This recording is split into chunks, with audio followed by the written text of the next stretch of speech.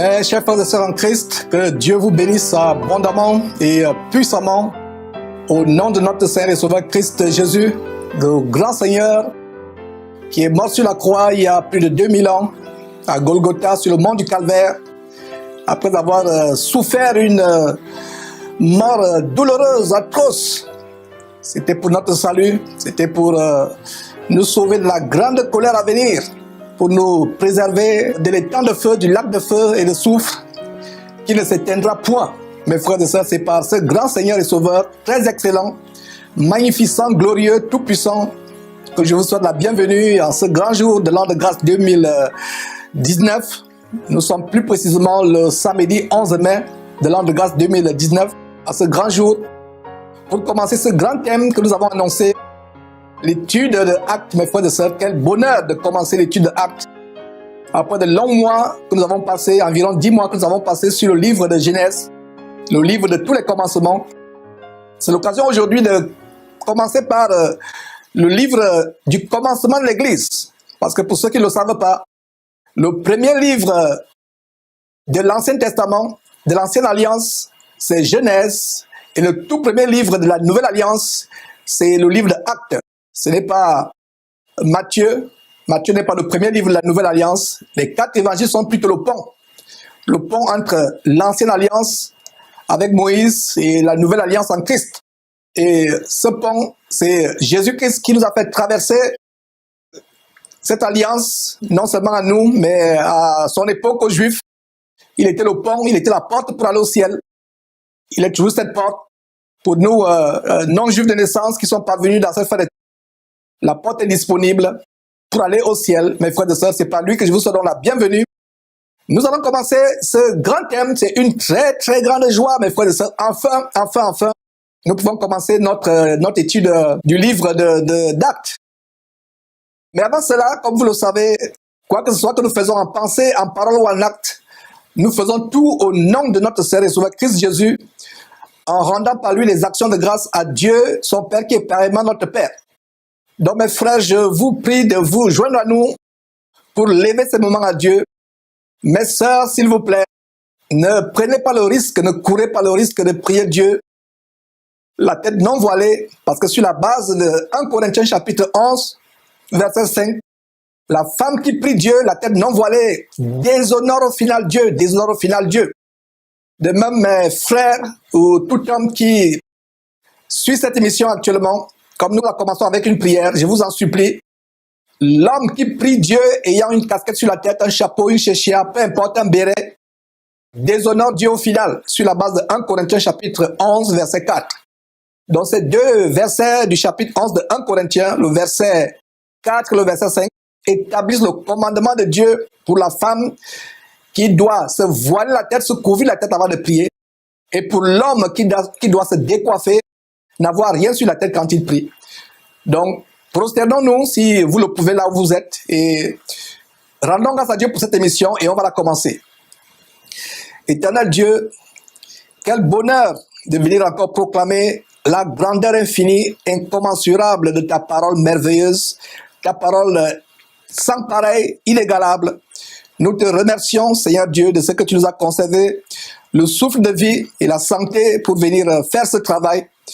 Et à ceux de nos frères et sœurs qui sont malades, Seigneur, nous t'en supplions, aie pitié d'eux, chasse cette maladie qui les a attaqués, ou toute flèche qui a été envoyée par l'ennemi, ou par les démons, Seigneur Dieu, éloigne cette flèche, éloigne toute maladie, Seigneur Dieu, nous t'en supplions. Et que toute personne qui suit cet enseignement, Seigneur Dieu, soit, par ta grâce, délivrée, par ta grâce, guérie, non seulement physiquement, mais spirituellement, mentalement, Seigneur Dieu. Nous te rendons grâce pour toutes les connexions, pour tous les appareils, pour toute la grande préparation, Seigneur Dieu, derrière cette émission. Nous te rendons grâce infiniment pour la couverture avec laquelle tu enveloppes cette émission, la rendant invisible à l'ennemi, Seigneur Dieu, nous t'en supplions.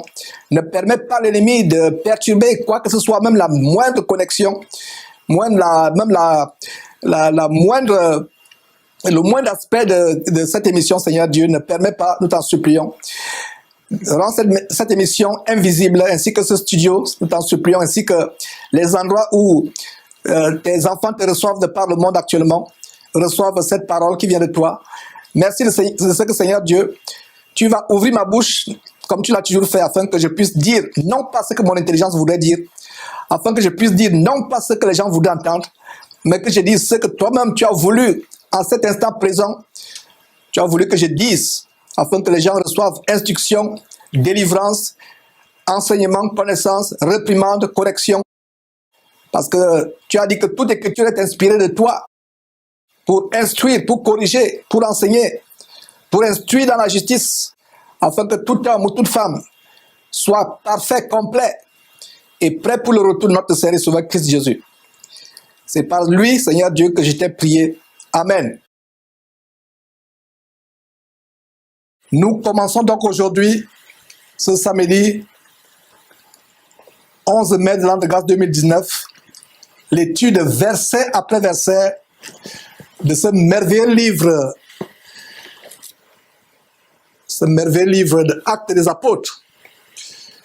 Donc, comme son titre l'indique, mes frères et sœurs, c'est le livre qui donne le récit des actions posées par les premiers disciples de Christ, de comment ils ont marché puissamment avec Dieu, comment Dieu agissait puissamment dans leur vie, faisait des miracles, des choses très grandes, des prodiges, comment ils ont impacté le monde au premier siècle. Et plus intéressant encore, c'est l'établissement de l'Église, d'abord à Jérusalem, et ensuite dans plusieurs autres régions de la terre.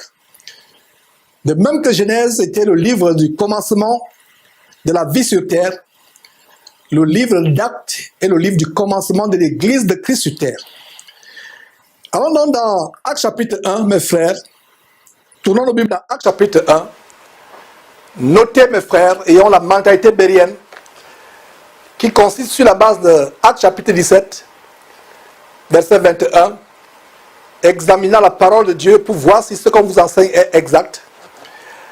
Alors, le verset 1 nous dit ceci.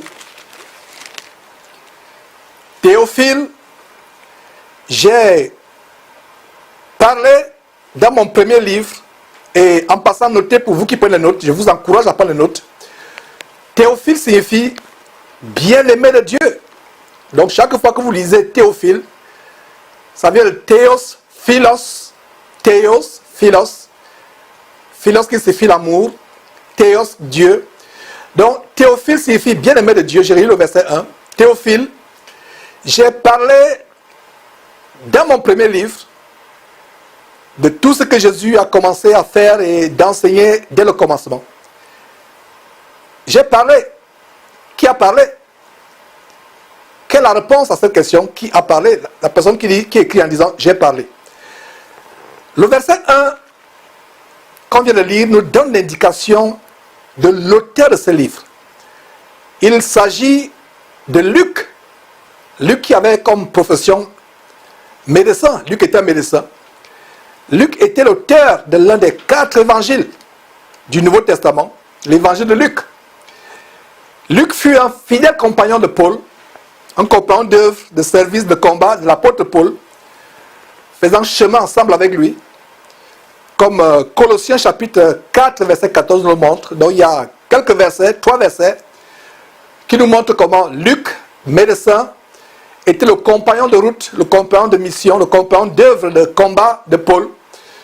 En Colossiens chapitre 4, verset 14, 2 Timothée chapitre 4, verset 11, et Philémon, chapitre 1, chapitre unique de Philémon, verset 24.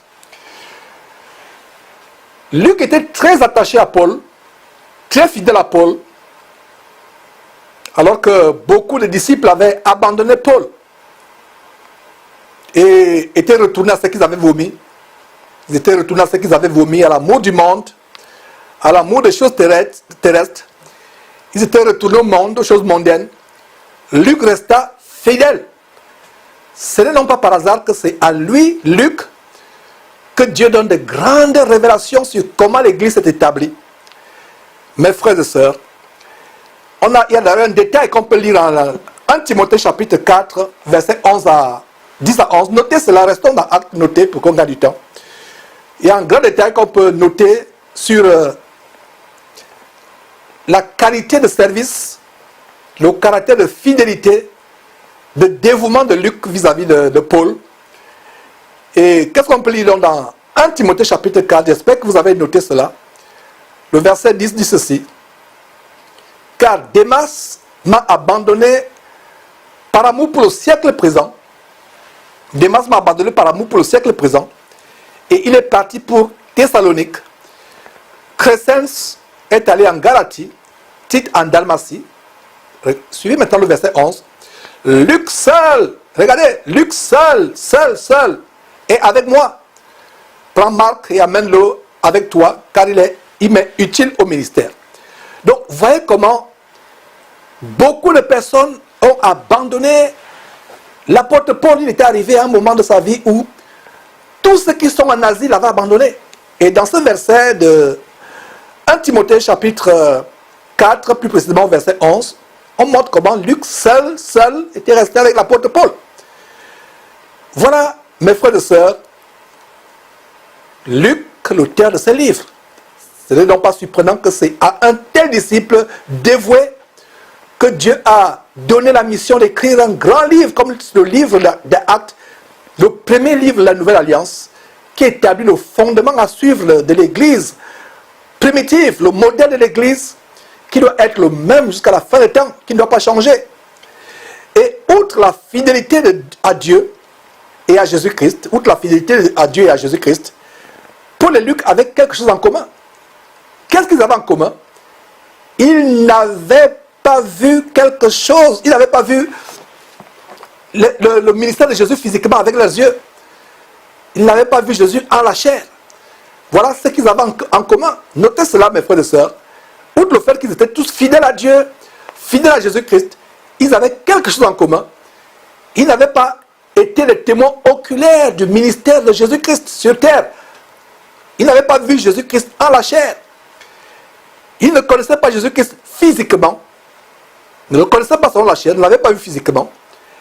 Ils sont devenus des disciples longtemps après, ou du moins bien de temps après la montée de Jésus au ciel.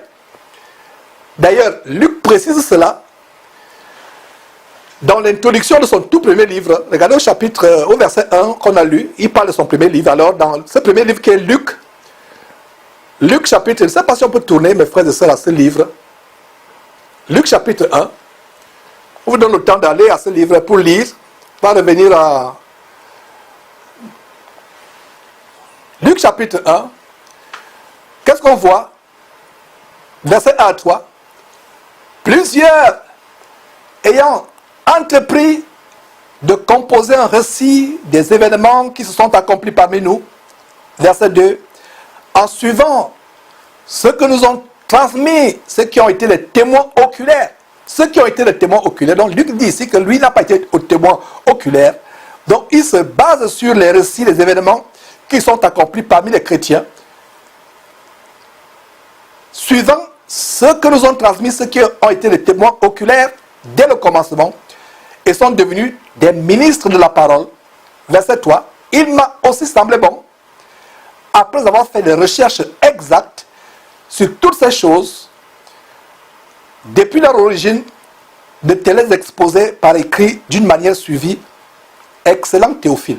Ouais. Voilà la preuve, mes frères et sœurs, que Luc est l'auteur de l'évangile de Luc et il est aussi l'auteur du livre des Actes. En passant, bien aimés frères et sœurs en Christ, avez-vous remarqué que le mot Théophile est celui qui est mentionné aussi en introduction au livre des Actes qu'on vient de lire, que je vous ai expliqué, qui signifie bien-aimé de Dieu. Lisons à nouveau Actes chapitre 1, mes frères et sœurs. Retournons à Actes chapitre 1, verset 1. Donc Théophile, j'ai parlé dans mon premier livre de tout ce que Jésus a commencé de faire et d'enseigner dès le commencement. Donc ainsi, mes frères et sœurs, le livre de Luc, le premier livre de Luc, l'un des 4 évangiles, est le récit par Luc de tout ce que Jésus avait commencé à faire et enseigner dès le commencement. Et le deuxième livre de Luc, Actes des apôtres, est le récit de ce que Jésus continuait de faire et continuait d'enseigner au travers de ses disciples, principalement ses apôtres, qu'il avait reçus sur terre, ou de ceux qu'il avait établis depuis le ciel, comme l'apôtre Paul, comme Luc. Donc si vous reniez l'apôtre Paul et rejetez les enseignements de l'apôtre Paul, c'est Jésus directement, c'est Jésus-Christ lui-même. Jésus-Christ lui-même que vous reniez, ce sont ces enseignements que vous rejetez. Et ça m'afflige de voir comment des chrétiens mal affermis, qui ne veulent pas obéir à la parole de Dieu, de plus en plus de soi-disant chrétiens, de soi-disant pasteurs, rejettent les enseignements de Paul. Comme par exemple l'interdiction qui est faite à la femme de devenir pasteur ou d'enseigner la parole de Dieu, la Bible, ou l'obligation pour les hommes de se décoiffer avant de prier, ou les femmes de se voiler la tête avant de prier, ou l'interdiction des femmes de parler dans l'assemblée, les femmes doivent se taire dans l'assemblée des saints. Et quand nous enseignons ces choses, certains chrétiens charnels, mal affermis, qui ont du mal à obéir à la parole de Dieu, qui ont la démangeaison d'entendre les choses agréables, trouvent que non, ce sont les paroles de Paul, ce ne sont pas les paroles de Jésus. Quelle bêtise humaine dans le corps de Christ de dire que nous on ne croit pas à Paul, on ne croit pas en ces paroles, nous croyons en Jésus. Si vous rejetez les paroles de Paul, si vous rejetez l'enseignement de Paul, si vous rejetez le ministère de Paul, c'est Jésus-Christ lui-même que vous rejetez. Donc c'est un chrétien qui aime le péché, qui savoure les manifestations de la chair. Quand on leur dit de faire ceci ou cela, ils disent que Paul a dit, je ne suis pas disciple de Paul. Combien de personnes m'ont confronté? Il y a des femmes rebelles, remplies de l'esprit de Jézabel qui m'ont confronté, disent, Georges, nous croyons en Jésus-Christ, nous ne croyons pas en Paul. Si vous rejetez les paroles de Paul, l'enseignement de Paul, c'est au diable que vous croyez. Alors, suivons quelques versets, mes frères et sœurs. Ces versets que nous allons partager, en commençant par 1 Corinthiens chapitre 11, mes frères et sœurs. Ces versets nous montrent clairement que si vous reniez l'apôtre Paul, si vous rejetez l'apôtre Paul, c'est Jésus-Christ lui-même que vous rejetez, que vous reniez. Ce sont les enseignements de Jésus-Christ que vous rejetez. Alors, 1 Corinthiens chapitre 13, verset 11, on va voir quelques versets. 1 Corinthiens chapitre 11, verset 23, verset 23, excusez-moi. Notez ce verset. Dans 1 Corinthiens chapitre 11, verset 23, dit ceci. Car j'ai reçu du Seigneur ce que je vous enseignais. J'ai reçu du Seigneur ce que je vous enseignais. Alors, il a reçu de qui? De lui-même? Non. De son intelligence? Non. Il a reçu de qui? Du Seigneur. Et voilà les bonnes bases que nous établissons, comme nous nous apprêtons à entrer dans l'étude approfondie, verset après verset, du premier livre du Nouveau Testament, Actes. Voilà les bases sur lesquelles nous allons approfondir, de telle manière que tout ce qui est fait, qui est dit dans le livre de Actes, sachez que ces hommes, comme l'apôtre Paul, étaient établis par Jésus-Christ. Et il dit quoi? Ce que j'ai reçu du Seigneur, ce que je vous enseignais. Alors dans Galates chapitre 1, verset 1. On va voir deux passages dans Galates chapitre 1, verset 1. Qu'est-ce que l'apôtre Paul dit? Regardez comment il introduit la lettre qu'il a écrite aux Galates. Regardez, verset 1. Luc chapitre 1, verset 1. Il dit quoi? Paul, pas Luc, excusez-moi. Galates chapitre 1, verset 1.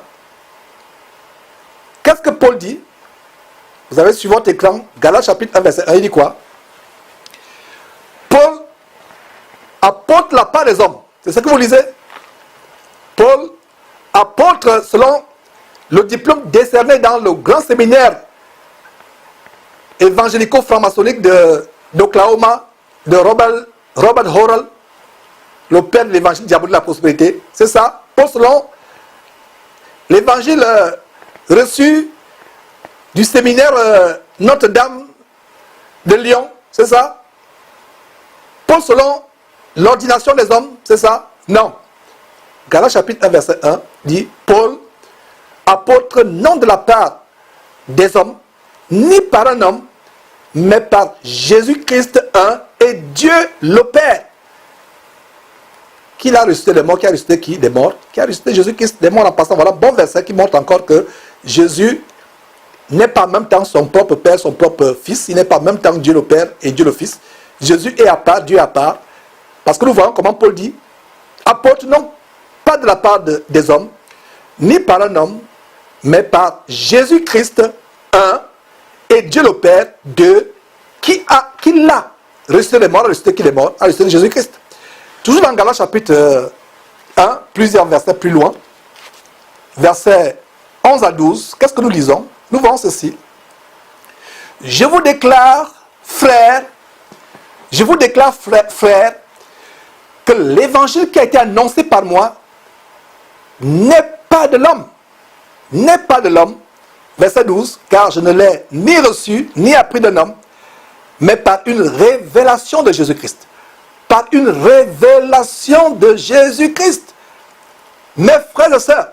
Donc, toute personne qui me suit, comme je partage ce verset, qui a pensé un jour qu'il peut rejeter les paroles de Paul, rejeter les enseignements de Paul, qu'il se repente en écoutant ces paroles.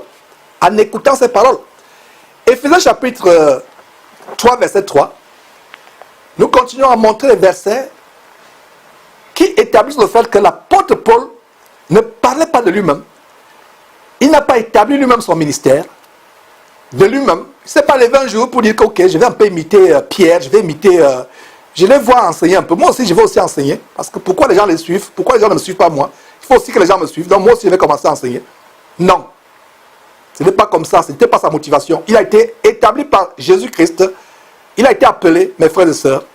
Alors, qu'est-ce que nous voyons dans Éphésiens chapitre 3, verset 3? C'est par révélation que j'ai, moi Paul, c'est par révélation, pas par mon inspiration humaine, pas par mes pensées humaines, mais c'est par révélation que j'ai eu connaissance du mystère sur lequel je viens d'écrire en peu de mots. C'est par révélation, la révélation divine. Alors mes frères, continuons à Actes chapitre 9, acte qui fera l'objet de notre étude les quelques mois qui vont suivre. Lisons Actes chapitre 9, versets 15 à 16. Pendant que nous allons à ce chapitre 9 de Actes, je vous rappelle le background de l'histoire. Paul était un pharisien tellement zélé, docteur de la loi, un homme éminent dans le peuple. Parmi le peuple, très éminent, très influent.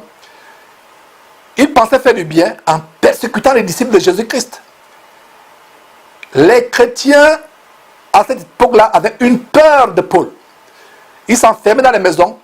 Et Paul, avec le pouvoir qu'il avait reçu des chefs du peuple, entrait dans les maisons, dans les synagogues, là où les chrétiens pouvaient se camoufler, se cacher, les arrachait des maisons et les livrait.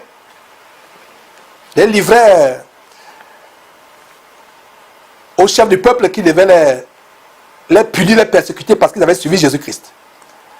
Alors, pendant qu'il persécutait Jésus-Christ, il était d'ailleurs sur la route de Damas. Il avait reçu des lettres pour aller persécuter, mettre sous les chaînes les chrétiens de Syrie. Pour ceux qui ne le savent pas, il allait à Damas. Damas est une ville de la Syrie, même jusqu'à aujourd'hui. Alors pendant qu'il y allait, il a été frappé par la lumière du Seigneur Jésus-Christ qui a resplendi sur son chemin. Il a été aveugle pendant 3 jours. Le Seigneur Jésus a envoyé Ananias, un chrétien affermi, très dévoué. Il a envoyé Ananias, mais Ananias avait peur.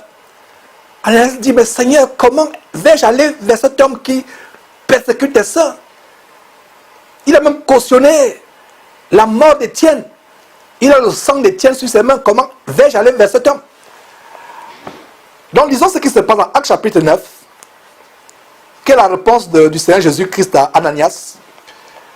Mais le Seigneur, c'est-à-dire le Seigneur Jésus-Christ, lui dit à qui? À Ananias, va, car cet homme est un instrument que j'ai choisi pour porter mon nom devant les nations, devant les rois et devant les fils d'Israël.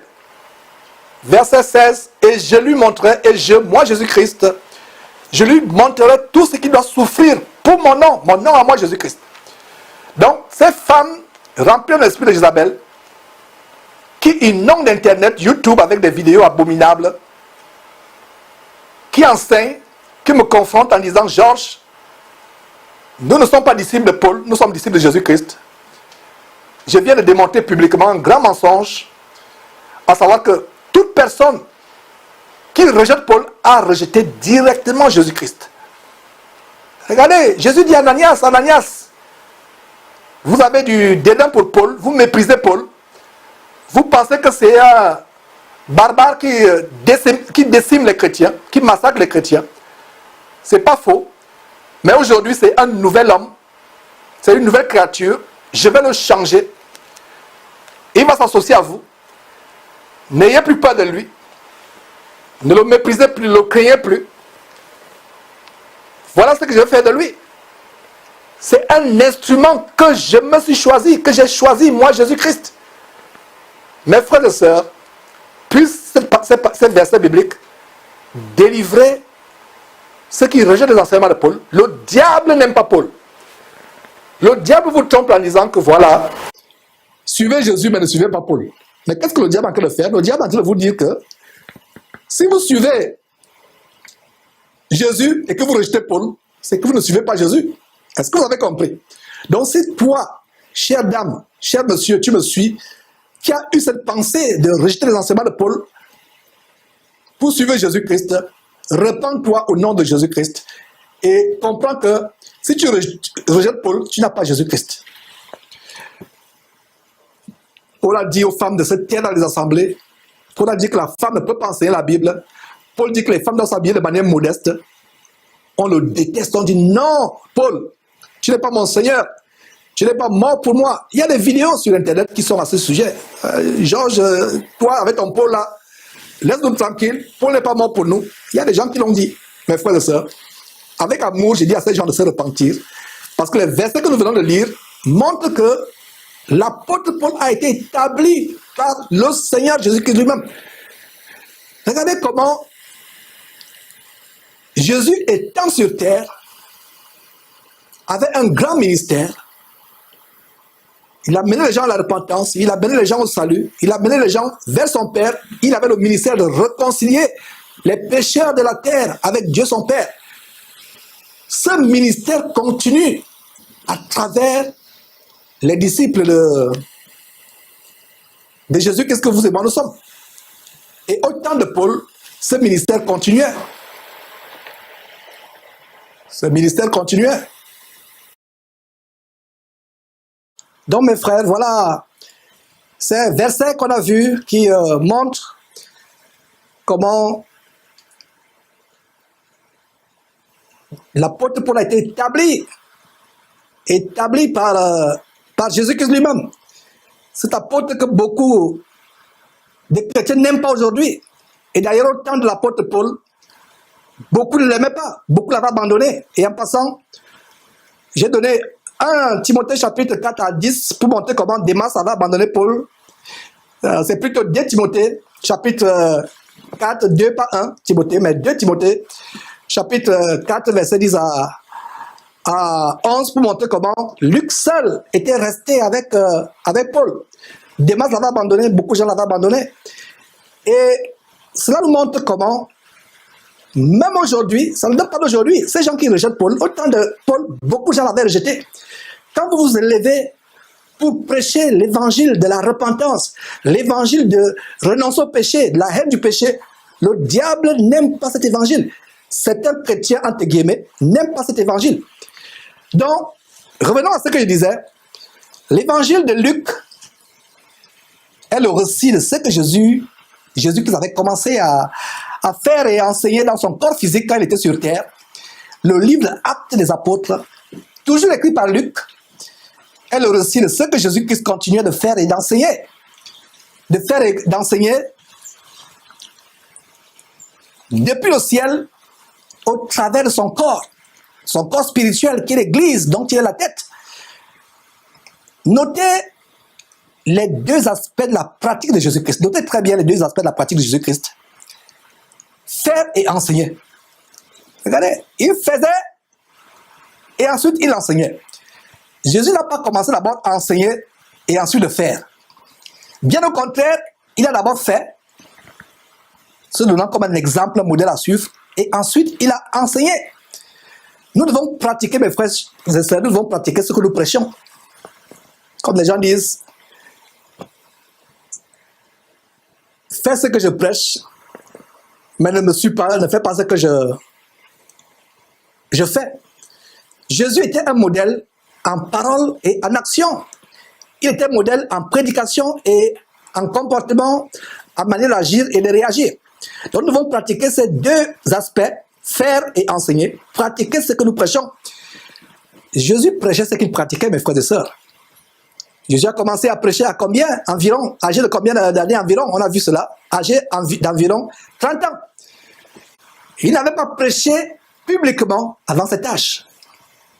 Il se contentait de pratiquer la parole de Dieu, de la mettre en pratique dans le privé, dans le secret. Et c'est sur la base de cette fondation d'une vie d'obéissance à Dieu, d'obéissance à la parole de Dieu, une vie de soumission à Dieu et à sa parole. C'est sur la base de cette vie qu'il s'est engagé publiquement dans la prédication. Cela nous donne servir l'exemple. Nous ne devons pas nous empresser de prêcher. Aujourd'hui, tout le monde veut prêcher. On pense qu'il y a de la célébrité à prêcher l'évangile. On pense qu'on peut devenir vedette à prêcher l'évangile. Mais frères et sœurs, si vous saviez le fardeau qu'il y a de prêcher l'évangile, les attaques qu'on a venant du diable, quand on prêche surtout le vrai évangile, vous ne vous empresserez plus à prêcher. Même le Saint-Esprit nous recommande en disant ceci, qu'il n'y ait pas parmi vous un grand nombre de personnes qui se mettent à enseigner, car nous serons jugés plus sévèrement. Plus sévèrement. Et même dans le corps de Christ, Dieu ne recommande pas que quelqu'un qui s'occupe de perdre les brebis du Seigneur, de leur enseigner la parole de Dieu, soit nouveau converti. Il peut être enflé d'orgueil plus tard. Et la leçon que nous avons ici, c'est que Jésus a commencé à faire, regardez les deux mots. Quand Luc dit tout ce que le Seigneur Jésus-Christ a commencé à faire et à enseigner, il n'y a pas de hasard dans même le placement des mots. Le Saint-Esprit donne l'exactitude. Il nous montre comment Jésus-Christ a commencé à faire et à enseigner. L'enseignement vient après la pratique de la parole de Dieu. Nous devons nous-mêmes commencer à la pratiquer par une vie d'obéissance, de soumission à Dieu avant d'enseigner. Alors, relisons le verset 1. À nouveau, regardez, rien que le verset 1 nous montre des grandes vérités. Dans Actes chapitre 1, verset 1, Théophile, qui signifie bien-aimé de Dieu, j'ai parlé dans mon premier livre de tout ce que Jésus a commencé de faire et d'enseigner dès le commencement. Verset 2, jusqu'au jour où il fut enlevé au ciel, après avoir donné ses ordres par le Saint-Esprit aux apôtres qu'il avait choisis. Il y a une grande révélation dans ce verset 2. Même Jésus-Christ étant sur terre, opérait par la puissance du Saint-Esprit. Il opérait, il faisait tout par la puissance du Saint-Esprit. Verset 3. Après qu'il eut souffert, il leur apparut vivant. Dans son corps ressuscité, il leur apparut vivant. Il avait un merveilleux corps, un corps qui ne pouvait plus être retenu par les obstacles physiques, par les éléments de la nature, un corps qui ne pouvait plus être affecté, atteint ou détruit par les éléments de la nature. Il ne pouvait plus être brûlé. Il ne pouvait pas éprouver la faim, la soif. Ce corps pouvait passer à travers les murs. Et c'est le même corps que nous aurons. Nous devons languir après ce corps, le merveilleux corps de Jésus-Christ. Dans son corps ressuscité, il est apparu vivant en leur donnant plusieurs preuves. En leur montant à eux dans son corps ressuscité. Quand je vois la peine que les gens se donnent aujourd'hui à arranger leur corps, à soigner leur corps, ils se font des injections aux lèvres, ils se font des injections aux fesses, aux cuisses, au ventre, aux joues. Et cela est d'ailleurs même lamentable parce que plus tard, vous ne ressemblez plus à un être humain, vous ressemblez à un animal ou à un monstre. Mais les gens se donnent la peine, la liposuction, la chirurgie esthétique, ils s'injectent du botox, ils font tout. Ils se décapent la peau pour avoir un meilleur corps. Je ne me lasserai pas, je ne me lasserai jamais de vous dire, mes frères et sœurs, que nous devons languir vers le meilleur corps, le corps merveilleux. Les gens se décapent, ils s'épilent, ils se font n'importe quoi, ils se font des tatouages pour améliorer le corps. Pourquoi vous donnez-vous de la peine? Pourquoi vous donnez-vous tant de peine à soigner ce qui va disparaître? Pourquoi vous donnez-vous tant de peine à soigner la puanteur, à soigner la boue, à soigner la poussière, la terre? Tu es poussière et tu retournes à la poussière. Mes frères et sœurs, verset 3. Et avant de continuer verset 3, je précise que mes frères et sœurs, nous devons languir plutôt, désirer ardemment le corps ressuscité de Jésus-Christ, le corps glorieux, merveilleux de Jésus-Christ. Donc verset 3, après qu'il eut souffert, il leur a paru vivant. Il a paru à qui? Aux apôtres. Notez très bien que le verset 2 parle des apôtres qu'il avait choisis. 12 apôtres, moins Judas, donc il y avait 11 apôtres. Donc après qu'il eut souffert, il leur a paru. Leur est mis pour qui? Leur est mis pour ceux qui viennent directement au verset 2, pour les 11 apôtres. Donc il n'apparaissait pas à n'importe qui. La population de Jérusalem ne pouvait pas le voir. C'est ceux à qui il apparaissait. Lisez très bien la Bible. Établissez dans votre intelligence, établissez mentalement les relations de logique grammaticale dans votre tête. Quand vous lisez le verset 3, qui dit qu'il leur a apparu, posez-vous la question, il a apparu à qui? Si vous montez plus loin, plus haut, pas plus loin, plus haut, au verset 2, le verset 2 vous montre qu'il s'agit des apôtres qu'il avait choisis. Un s'était retiré de ses frères dans le Seigneur. Il est allé dans son lieu. Celui qui avait voulu vendre Jésus, qui pensait qu'il pouvait le vendre, qui a eu des remords plus tard, il est allé se pendre, se suicider. Donc il leur a apparu vivant aux 11 apôtres, 12 moins Judas, 11, en leur donnant plusieurs preuves, se montrant à eux pendant 40 jours, et parlant des choses qui concernent le royaume de Dieu. Regardez mes frères et sœurs, même après la résurrection, Jésus continue à enseigner ses apôtres. Il enseigne à ses apôtres la parole de Dieu. Pendant 40 jours, il leur enseigne les choses concernant le royaume de Dieu. Verset 4. Comme il se trouve avec eux, avec qui? Il se trouve avec eux, posez-vous la question, avec qui? Avec qui? La réponse est au verset 2, avec les 11 apôtres. Comme il se trouve avec eux, il leur recommanda de ne pas s'éloigner de Jérusalem, mais d'attendre ce que le Père avait promis. Ce que je vous annonçais, d'attendre ce qui avait promis. Pas Jésus-Christ, le Père. Leur dit-il, regardez, voilà un bon verset qui montre également la différence, la distinction entre Jésus-Christ et Dieu son Père. Jésus-Christ n'est pas en même temps Dieu son Père et Dieu son Fils. Si vous croyez à un tel Jésus, vous croyez à un Jésus démoniaque. Vous croyez au Jésus au Jésus de Yonggi-sho, de la 4e dimension, au Jésus bouddhiste, des mystères orientaux. Mes frères et sœurs, vous voyez comment Jésus leur parle de la promesse du Saint-Esprit que le Père, son Père avait promis. Verset 4. À nouveau, comme il se trouvait avec eux, il leur recommanda de ne pas s'éloigner de Jérusalem, mais d'attendre ce que le Père avait promis. Ce que je vous ai annoncé, leur dit-il, verset 5, car Jean a baptisé d'eau, mais vous, dans peu de jours, vous serez baptisés du Saint-Esprit. On va marquer du temps dans ce verset, mes frères et sœurs, un peu de temps. Avant de commencer leur ministère, et d'être le véritable témoin de Jésus-Christ à travers le monde, les apôtres devaient être remplis du Saint-Esprit par lequel ils devaient opérer. Exactement comme Jésus-Christ lui-même a opéré par la puissance du Saint-Esprit, comme on vient de le lire au verset 2 de ce chapitre, au verset 2 ci-dessus de ce chapitre. Donc Jésus est en train de reprendre la prophétie de Jean-Baptiste en Matthieu chapitre 3 verset 11. Jean-Baptiste qui dit, moi je vous baptise d'eau pour vous amener à la repentance, mais celui qui vient après moi est plus puissant que moi. Jean-Baptiste parlait de Jésus-Christ.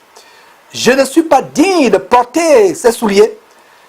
Lui, il vous baptisera du Saint-Esprit et du feu. Vous pouvez aussi lire dans Marc chapitre 1 verset 8. Et Luc chapitre 3, verset 6. Mes frères, je vous baptise d'eau pour vous amener à la repentance. Jean-Baptiste parlait. Et qu'est-ce qui se passe aujourd'hui? Beaucoup de chrétiens languissent plutôt après le baptême d'eau. Ce n'est pas mauvais. Le baptême d'eau, c'est un bon départ parce que le baptême d'eau signifie la repentance. Le baptême d'eau, c'est le symbole que vous êtes enterré avec Christ en ce qui concerne votre vie passée. Quand vous sortez des eaux du baptême, vous êtes une nouvelle créature. C'est pour cela que c'est lamentable et affligeant de voir des chrétiens qui sont baptisés. Ils vont dans le baptême. On a fait une émission sur la porte ouverte pour l'enfer de Mulhouse, cette abominable église de Mulhouse en France. Un documentaire d'ailleurs fait par la télévision française. Comment des personnes viennent se baptiser. Les femmes viennent se baptiser avec des pantalons serrés qui montrent leur courbe, le ventre nu dehors. Et justement, juste pour l'instant, pour l'intermède, les quelques minutes du baptême, on leur fait enlever le pantalon abominable qui montre les courbes, on fait enlever le t-shirt qui montre le ventre, le nombril d'une femme. Même pour un homme, ce serait malséant de s'habiller ainsi. Donc, on leur donne une robe blanche juste pour le baptême. Et quand le baptême finit, ils remettent leur pantalon, ils remettent leur t-shirt qui montre le ventre. Le baptême signifie que quand vous vous baptisez, quand vous sortez les eaux du baptême, vous devez choquer votre entourage. Vous devez choquer vos voisins, vos collègues de travail, vos camarades de classe. Les gens dans votre entourage doivent dire, mais qu'est-ce qui s'est passé? Voici à quoi je pense quand on parle de baptême d'un chrétien. Imaginez-vous que quelqu'un vient vous dire qu'il s'est baptisé, les mêmes mensonges, la même jalousie, la même haine, les mêmes convoitises, le même amour du monde, la même manière de s'habiller comme une prostituée. Si un camion, quelqu'un vient vous dire qu'il a été écrasé par un camion qui roulait il a été cogné par un camion qui roulait à 1000 km à l'heure, vous lui demandez, le camion t'a vraiment cogné? Tu lui dis oui, le camion m'a cogné. Il n'y a même pas eu de gratinure. D'abord, le fait qu'il vienne vous le dire, c'est un problème. C'est un problème. Alors, si quelqu'un dit qu'il a été baptisé, il n'y a pas de changement. Ça veut dire qu'il ne s'est pas baptisé véritablement. Ce n'est pas mauvais de désirer le baptême d'eau. Le baptême d'eau, c'est le signe de la repentance. Et quand nous baptisons, ça veut dire que nous regrettons notre passé. On regrette amèrement notre passé. C'est le symbole de la repentance. Beaucoup de chrétiens aujourd'hui ont tout simplement fait un rituel. Ils ne sont pas baptisés. Il y a des gens qui me disent, Georges, on veut être baptisé. Et parmi ceux qui disent, Georges, on veut être baptisé, quand vous discernez, il n'y a pas de changement de vie. Il n'y a pas de désir de devenir une nouvelle personne. Il n'y a pas de désir de vivre la repentance. Et c'est un problème. Et je l'exhorte, mes frères et sœurs, afin que nous sachions que la décision de se baptiser est tellement importante. Avant de se baptiser, nous devons prendre cette décision au sérieux. On ne se baptise pas 2 fois, 3 fois, sauf si vous avez été baptisé par une femme, parce qu'une femme ne peut pas baptiser qui que ce soit. Sauf si vous avez été baptisé par un faux pasteur, vous découvrez par la suite que c'est quelqu'un qui adore plutôt la Shekinah, ou les sirènes des eaux, ou les esprits impurs, ou il est allé chercher sa magie au Nigeria, ou dans la forêt d'Ankoli au Bénin, le vaudou. Si vous découvrez cela, vous devez vous repentir, demander pardon à Dieu pour votre ignorance, pour votre manque de discernement, et chercher à vous rebaptiser. Mais si quelqu'un se baptise véritablement en Christ, il n'aura plus à se rebaptiser une deuxième fois. Pour ceux qui sont baptisés comme les catholiques qui se baptisent en se mettant quelques gouttes d'eau sur le front, vous devez reprendre votre baptême. Parce que ce n'est pas un baptême cela. Le baptême est important. Ce n'est pas mauvais de désirer le baptême. Mais ce qui m'afflige, c'est que beaucoup de chrétiens avec qui je suis en contact recherchent seulement le baptême d'eau. Ils recherchent le baptême d'eau seulement. Excusez-moi. Ils recherchent le baptême d'eau et ils ne pensent même pas au baptême du Saint-Esprit. Regardez ce que le prophète, je vais dire le serviteur de Dieu, Jean dit, lui, contrairement à moi qui vous ai baptisé, moi Jean-Baptiste qui vous ai baptisé avec de l'eau, il vous baptisera du Saint-Esprit et du feu. Donc, le Saint-Esprit est plus important que le baptême d'eau. Recherchez le baptême du Saint-Esprit. Recherchez-le. Il y a une sœur qui dernièrement me disait, mes frères, vraiment, j'avais tellement cherché, demandé, prié Dieu que je me suis découragé. Je ne priais même plus. J'ai dit, oh ma sœur, tu as fait une terrible erreur. Continuez à demander le Saint-Esprit et les manifestations du Saint-Esprit, telles que le parole, la prophétie, tous les dons du Saint-Esprit. Continue à les demander jusqu'à ce que tu les reçoives. S'il y a quelque chose qui doit préoccuper les prières d'un chrétien, matin, midi, soir, c'est qu'il soit rempli du Saint-Esprit. Regardez comment, de manière solennelle, Jésus dit à ses disciples d'aller attendre ce que Dieu a promis. D'aller attendre. Parce que c'était tellement important. Il devait attendre de manière solennelle ce que Dieu avait promis. C'est une parenthèse que je voulais ouvrir. C'est bien de languir après le baptême d'eau. C'est bien de désirer ardemment le baptême d'eau. Mais ne désirez pas le baptême d'eau sans passer par la repentance. Premier point. Deuxième point, s'il vous plaît. S'il vous plaît, deuxième point.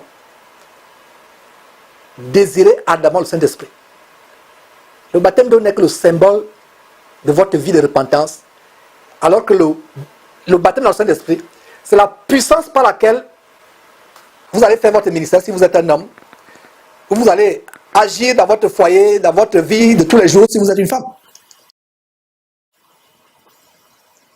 Laissez-moi vous comparer l'homme qui est baptisé d'eau mais qui n'a pas le Saint-Esprit. Le baptême d'eau, c'est comme une batterie qui a été fabriquée. Parce que quand il y a un baptême d'eau, sans baptême d'eau, il n'y a pas de batterie. Donc le baptême d'eau est comme la carapace de la batterie. Et le baptême du Saint-Esprit est comme la puissance qu'on met dans cette batterie par les éléments qui font cette puissance et décrits dans la batterie.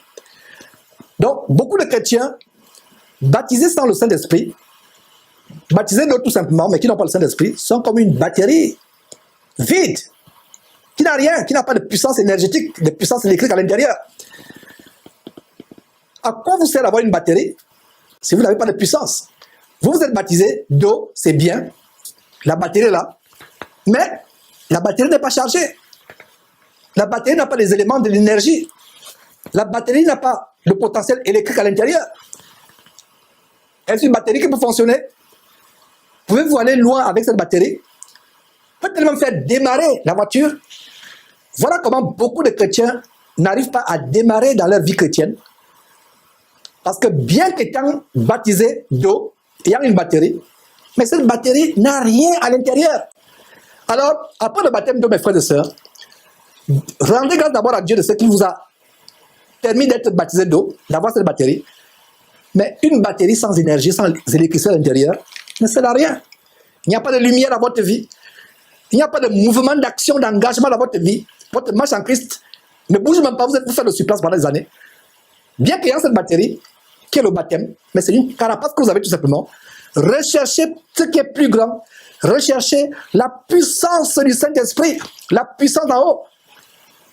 Les disciples de Jésus-Christ étaient baptisés. Jésus lui-même fut baptisé. Regardez ce qui se passe avec Jésus-Christ.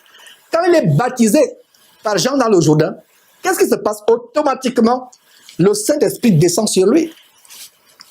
Regardez en Actes chapitre 1, ce chapitre qui fait l'objet de notre étude aujourd'hui, au verset 2, comment Luc nous montre comment Jésus opérait par la puissance du Saint-Esprit. Imaginez-vous ce qu'aurait été la vie de Jésus sans cette puissance du Saint-Esprit en lui. La vie de beaucoup de chrétiens, la marche en Christ de beaucoup de chrétiens, est sans fruit, est stérile, sans puissance, parce qu'il n'y a pas le Saint-Esprit. J'espère que ces paroles que je donne, des paroles d'encouragement, vont vous booster, vont vous galvaniser, vont vous motiver à rechercher le baptême du Saint-Esprit. Le baptême du Saint-Esprit. Mes frères et sœurs, le baptême d'eau n'est pas mauvais, mais le baptême du Saint-Esprit est meilleur encore. Le baptême d'eau fait de vous quelqu'un qui a une carapace, une batterie qui n'est pas chargée. Le baptême du Saint-Esprit fait de vous quelqu'un qui a la batterie, mais cette batterie est chargée. Il peut s'éclairer dans l'obscurité et avoir le discernement qu'il y a un serpent qui marche là parce qu'il y a l'éclairage du fait de cette batterie. Beaucoup de chrétiens nés de nouveau ne peuvent pas discerner les faux pasteurs, ne peuvent pas discerner les doctrines des démons, parce que dans leur vie, il n'y a pas cet esprit de Dieu, cette puissance là-haut, qui nous permet d'opérer des manifestations telles que parler en langue, telles que discerner les faux pasteurs, discerner les démons. Il y a les gens qui disent que Georges, tu vois le diable partout. Je rends grâce à Dieu de ceux que je vois le diable partout. Parce que par la grâce de Dieu, j'ai le Saint-Esprit qui me fait avoir les yeux ouverts. Vous avez une batterie, c'est bien. Vous êtes né de nouveau, c'est bien. Mais sans la puissance du Saint-Esprit, cette batterie ne peut pas vous donner l'éclairage dans votre vie.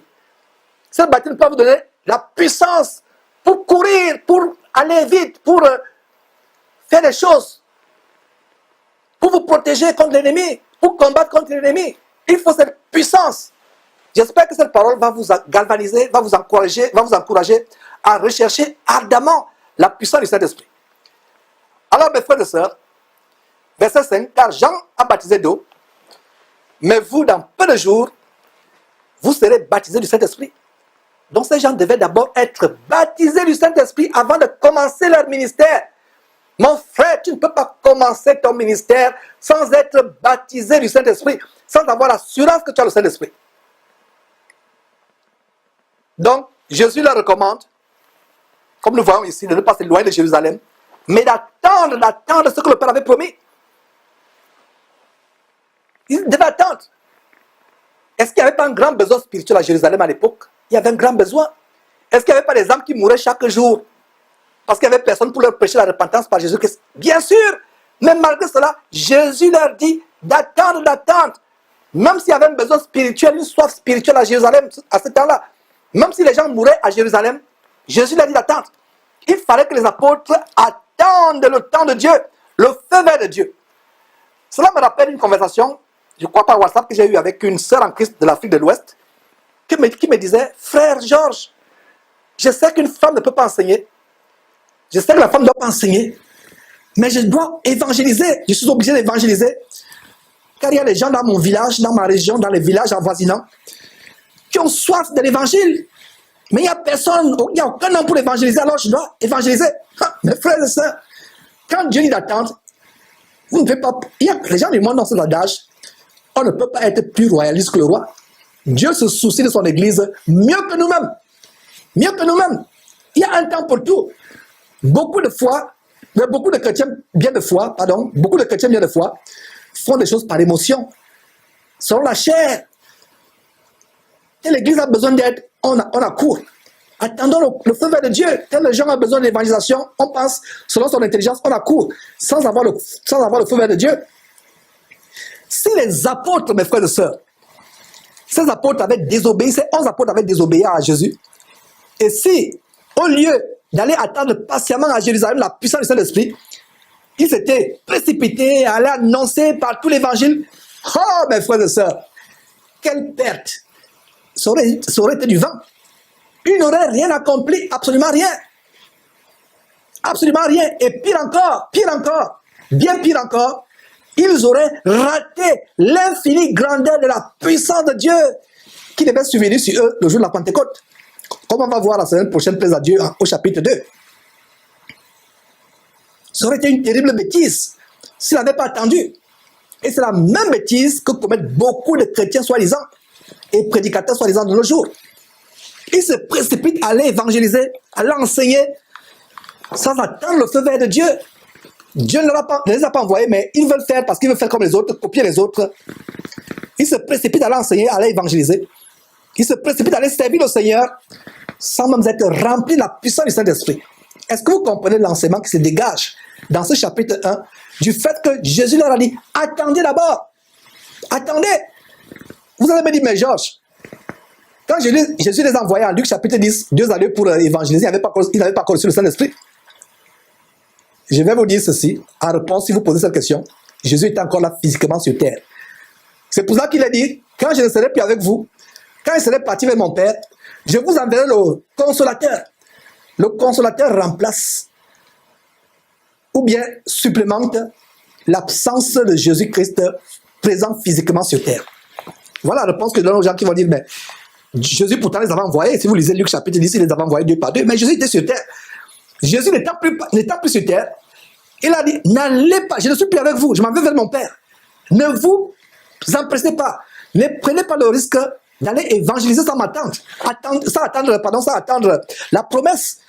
de Dieu qui viendra dans quelques jours. Allez attendre. Il n'a même pas dit le jour exact. Il n'a pas dit le jour exact. Il a seulement dit dans peu de jours. Il n'a pas dit allez tel jour, dimanche à 10h.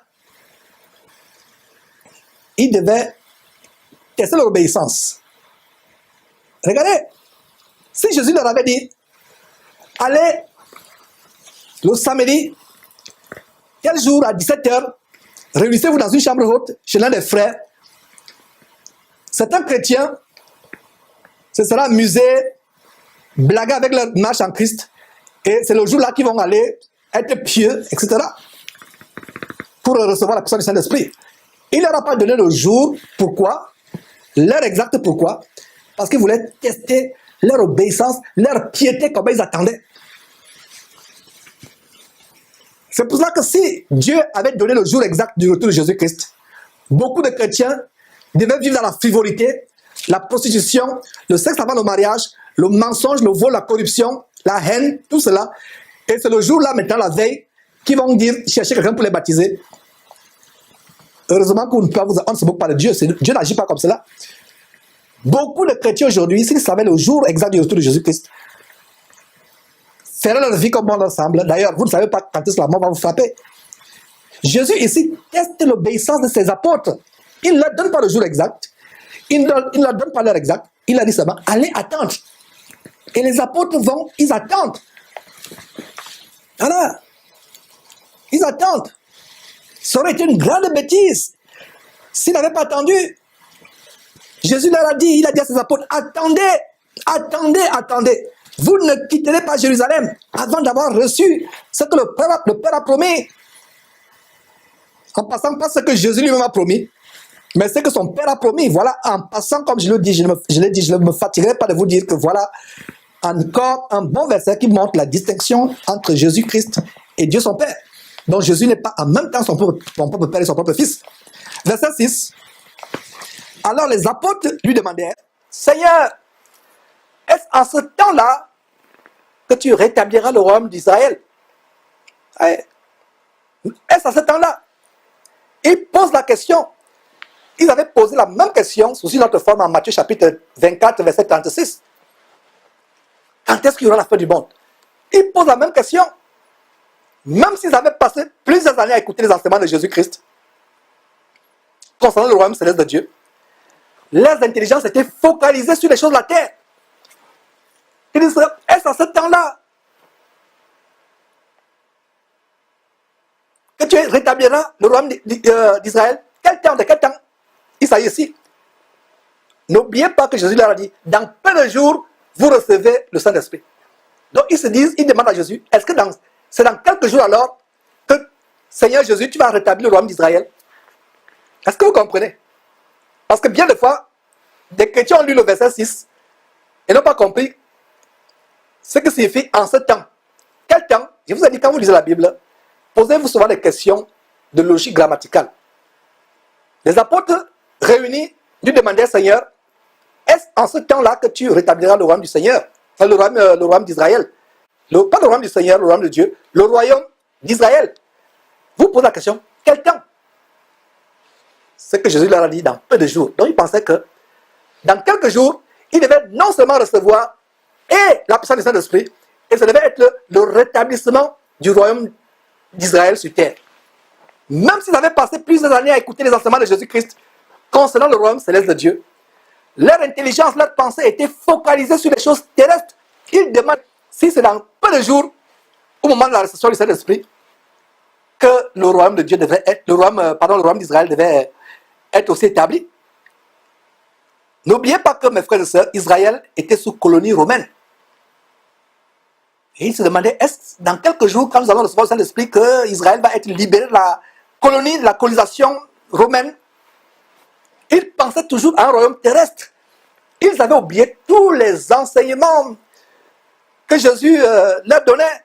Ils avaient oublié comment Jésus leur recommande en Matthieu chapitre 6, verset 19 par exemple. Ne vous amassez pas les trésors sur la terre, ne pensez pas aux choses de la terre. C'est malheureusement ce que font de nos jours les adeptes diaboliques de l'évangile de la prospérité, du Kingdom Now. qui vient des États-Unis avec les gens comme Oral Robert, Kenneth Copeland, Kenneth Hagin, et que les Masolo Chinasi, Mamadou Karambiri, Ivan Castano et autres sont en train de reprendre, de véhiculer l'évangile diabolique. Ils ne pensent qu'aux choses de la terre. Les apôtres voyaient charnellement Israël devenant une grande nation et remplaçant Rome comme étant la plus grande nation de la terre. Ils le voyaient de manière charnelle. Ils voyaient Jésus-Christ devenant le roi de cette nation et chacun des 11 apôtres étant à la tête d'un cabinet ministériel. Voilà ce qu'ils voyaient. Mes frères et sœurs, quand ils posent la question, est-ce à ce temps-là que tu rétabliras le royaume d'Israël? Ils ne se soucient pas du royaume de Dieu. Ils se soucient du rétablissement du royaume d'Israël sur terre. Ils pensaient que chacun devait être à la tête d'un cabinet ministériel. Donc, quelle ne fut pas leur grande surprise, leur stupéfaction et leur déception immense quand Jésus fut soudainement élevé au ciel. Ils pensaient qu'après la résurrection, ils avaient oublié tous les enseignements de Jésus-Christ.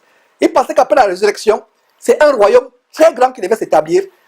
Rome devait être détrônée comme la plus grande puissance de la terre à cette époque. C'est Israël qui devait devenir la puissance numéro 1. Il devait devenir des ministres, Jésus devait être le roi. Et quelle surprise quand Jésus, subitement, comme on va voir par la suite, est élevé. Il va au ciel. Il disparaît dans les nuées. Sous leurs yeux, comme on le verra dans quelques minutes. Mais, après la réception du Saint-Esprit, aucun d'eux ne va plus s'attacher aux choses de la terre. Aucun d'eux ne va plus penser au royaume d'Israël physique. Tous passeront à la Jérusalem céleste. Donc si ces adeptes de l'évangile diabolique de la prospérité, du kingdom now, du royaume maintenant, avaient vraiment le Saint-Esprit, le Saint-Esprit devait leur enseigner que le royaume, le gouvernement, que ces faux apôtres que nous dénonçons veulent établir, ils se disent qu'ils sont des rois. La plupart des églises se transforment en des casernes militaires. De plus en plus, vous voyez les pasteurs qui ont des cannes comme des rois. Des cannes comme des rois, des cannes magiques comme des rois. Ils ont des couronnes sur la tête comme des rois. Ils ont des chaises, des trônes royaux. Regardez dans ces églises que nous dénonçons. Ils ont le trône. Vous pensez que c'est par hasard? Ils ont mangé à un évangile diabolique. Le diable les a séduits avec un évangile de mort. L'évangile qui leur montre qu'ils peuvent être des rois sur terre. Ils ont des garde-corps. Regardez de plus en plus. Ces pasteurs qui ont des garde-corps, qui ont des limousines, qui ont des motards, des cortèges présidentiels avec sirènes. Des motards avec sirènes. Des garde-corps, des chevaux. Ou même le tapis rouge. Il y a des limousines avec plaque d'immatriculation et en leur nom. Ils n'ont pas le Saint-Esprit. La Bible parle de ces hommes sensuels n'ayant pas le Saint-Esprit. Les disciples de Jésus-Christ, avant la réception du Saint-Esprit, pensaient charnellement. Sans le Saint-Esprit, vous allez penser charnellement. Vous allez voir les choses de manière charnelle. Mais une fois que le Saint-Esprit descend sur vous, le Saint-Esprit va commencer à vous enseigner des choses. Vous ne verrez plus les choses charnellement. Voilà la preuve que quelqu'un a la puissance du Saint-Esprit dans sa vie. Mais ces pasteurs qui se font conduire, se font porter. Ce pasteur Eddie Long qui est mort de sida du côté d'Atlanta qu'on a dénoncé.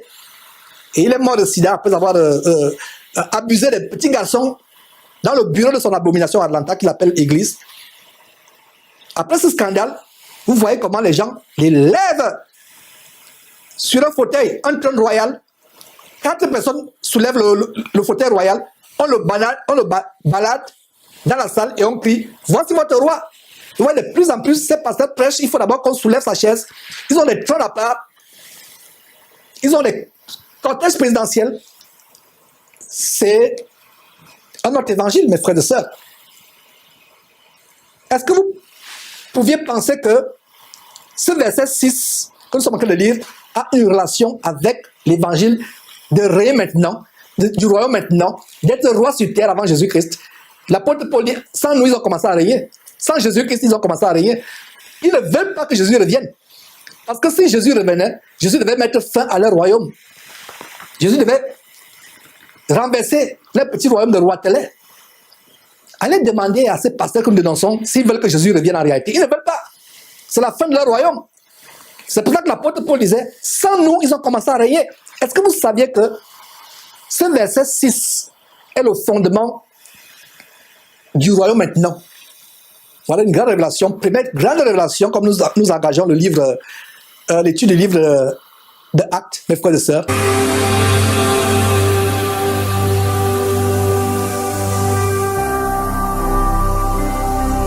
Jésus-Christ TV, vous connaîtrez la vérité et la vérité vous affranchira. Mes frères et sœurs, regardez le verset 6. Exactement ce qui se passe aujourd'hui. Les apôtres, ils n'étaient pas encore remplis du Saint-Esprit. Ils se focalisent sur le royaume terrestre d'Israël, sur la royauté d'Israël. Ils avaient carrément oublié ce que Jésus leur a enseigné.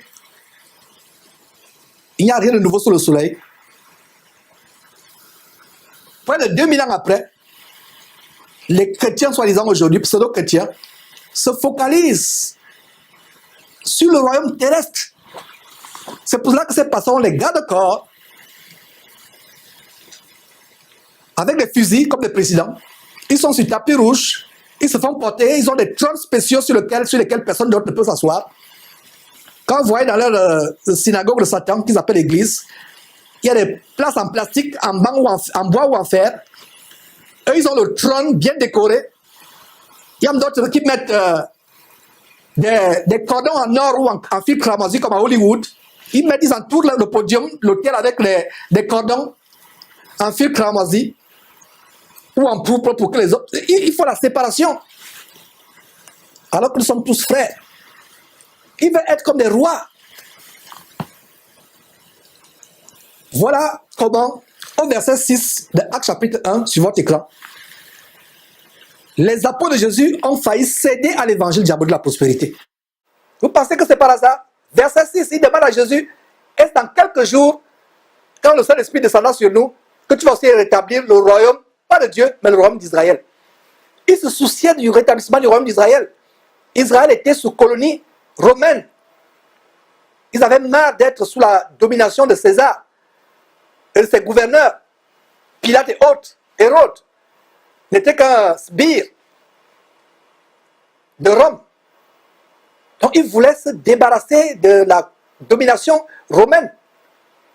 Alors ils pensent que le royaume devait être physique. Mon frère, ma soeur, si tu as été séduit par l'évangile de Karambiri, Castanou, Masolo, Tunasi, Alf Lukao, Guy Vincent Kodia qui se fait porter comme des rois, qui ont des limousines, qui ont des garde-corps. Si vous avez été séduit par cet évangile, voilà comment les apôtres ont failli être séduits par cet évangile. Mais après le jour de la Pentecôte, ils vont être changés parce qu'ils ont reçu la puissance du Saint-Esprit qui va ouvrir leurs yeux, qui va leur montrer comment ils s'égaraient dans ils allaient s'égarer dans une voie diabolique. Ouais. Ils voyaient charnellement Israël devenant une grande nation, détrônant Rome. Mais après la réception du Saint-Esprit, personne d'eux ne pensait plus aux choses de la terre. Quelle leçon à tirer à ce niveau, mes frères et sœurs? Quelle leçon à tirer? Cela nous montre que nous pouvons abondamment lire la Bible, nous pouvons abondamment écouter les enseignements bibliques, mais si on n'est pas guidé par le Saint-Esprit, notre intelligence continuera à être focalisée sur les choses de la terre, sur les choses charnelles, terrestres. Nos pensées interpréteront toujours tout ce que Jésus a enseigné de manière mondaine, en relation aux choses de la terre, en relation avec les avantages matériels terrestres. Beaucoup de chrétiens aujourd'hui, quand ils vont à Christ, c'est pour être prospères. L'évangile de la prospérité. Parce qu'ils n'ont pas le Saint-Esprit en eux. Quand le Saint-Esprit entre dans le corps de quelqu'un, dans la vie de quelqu'un, il t'ouvre les yeux, tu ne verras plus le Seigneur Jésus-Christ comme un moyen d'être riche, comme un moyen d'être ministre des Finances dans ton pays, comme un moyen d'avoir des grands business, des grandes affaires pour être un grand homme d'affaires. Quand le Saint-Esprit entre dans ta vie, tu ne vas plus continuer à interpréter la parole de Dieu, les enseignements de Jésus de manière charnelle, mondaine, terrestre. Est-ce que vous voyez pourquoi l'évangile inspiré par le Saint-Esprit n'est pas répandu aujourd'hui? Est-ce que vous voyez pourquoi l'évangile diabolique de la prospérité est répandu? Parce que les gens vont à Christ de manière charnelle. Christ est venu faire de nous les rois. Bien-aimé, je souhaite que tu prospères à tous égards. 3 Jean 2. Mais ils oublient la dernière partie de ce verset. Comme prospère l'état ton âme. Notre prospérité est en fonction de comment notre âme prospère, remplie par la parole de Dieu. Une âme transformée, renouvelée, qui ne pense plus aux mauvaises choses, qui n'a plus les soupçons dans le cœur, qui n'a plus les mauvaises pensées, les pensées de haine, de meurtre dans le cœur. Une âme renouvelée. Voilà la leçon à tirer. Je reprends cette leçon pour vous qui prenez les notes. La grande leçon, sur la base du verset 6, ils sont devant Jésus-Christ. Jésus-Christ est en train de leur parler. Ils pensent que Jésus sera le roi dans quelques jours. Le royaume d'Israël va s'établir. Ils auront la tête des cabinets ministériels. Je reprends mes frères et sœurs pour vous qui prenez les notes. Je vous encourage à prendre les notes. Le verset 6 nous montre que quelqu'un peut avoir abondamment d'enseignements bibliques. Ils étaient abondamment enseignés par Jésus-Christ. Quelqu'un peut abondamment lire la Bible, écouter les enseignements bibliques. Mais si la personne n'a pas le Saint-Esprit, la personne continuera avec son intelligence, avec ses pensées, à être charnelle, mondaine, terrestre. La personne continuera à interpréter ce que Jésus a enseigné en relation avec les avantages matériels terrestres, avec les choses charnelles. Mes frères et sœurs, mais regardez comment Jésus corrige cela, corrige cette interprétation charnelle, terrestre, d'une promesse de Dieu, que ces apôtres ont d'une promesse de Dieu. Regardez comment Jésus corrige l'interprétation charnelle que ces apôtres ont d'une promesse de Dieu, avec le verset 7 suivant. Verset 7. Il, Jésus, leur répondit, « Ce n'est pas à vous de connaître les temps ou les moments que le Père a fixés de sa propre autorité. Ce n'est pas à vous de connaître les temps ou les moments que le Père a fixés de sa propre autorité. » Voici un autre bon verset qui montre que Jésus n'est pas même dans son propre Père et son propre Fils. Il est Fils de Dieu, soumis à Dieu, séparé de Dieu. Donc Jésus n'est pas même dans son propre Père et son propre Fils. Donc, mettons ce verset 7 de Actes chapitre 1, côte à côte avec Matthieu chapitre 24, verset 36. La même question, avant la mort sur la croix, avant la résurrection, ils ont posé la question, à quel moment il y aura la fin du monde? Qu'est-ce que Jésus leur répond à Matthieu chapitre 24, verset 36?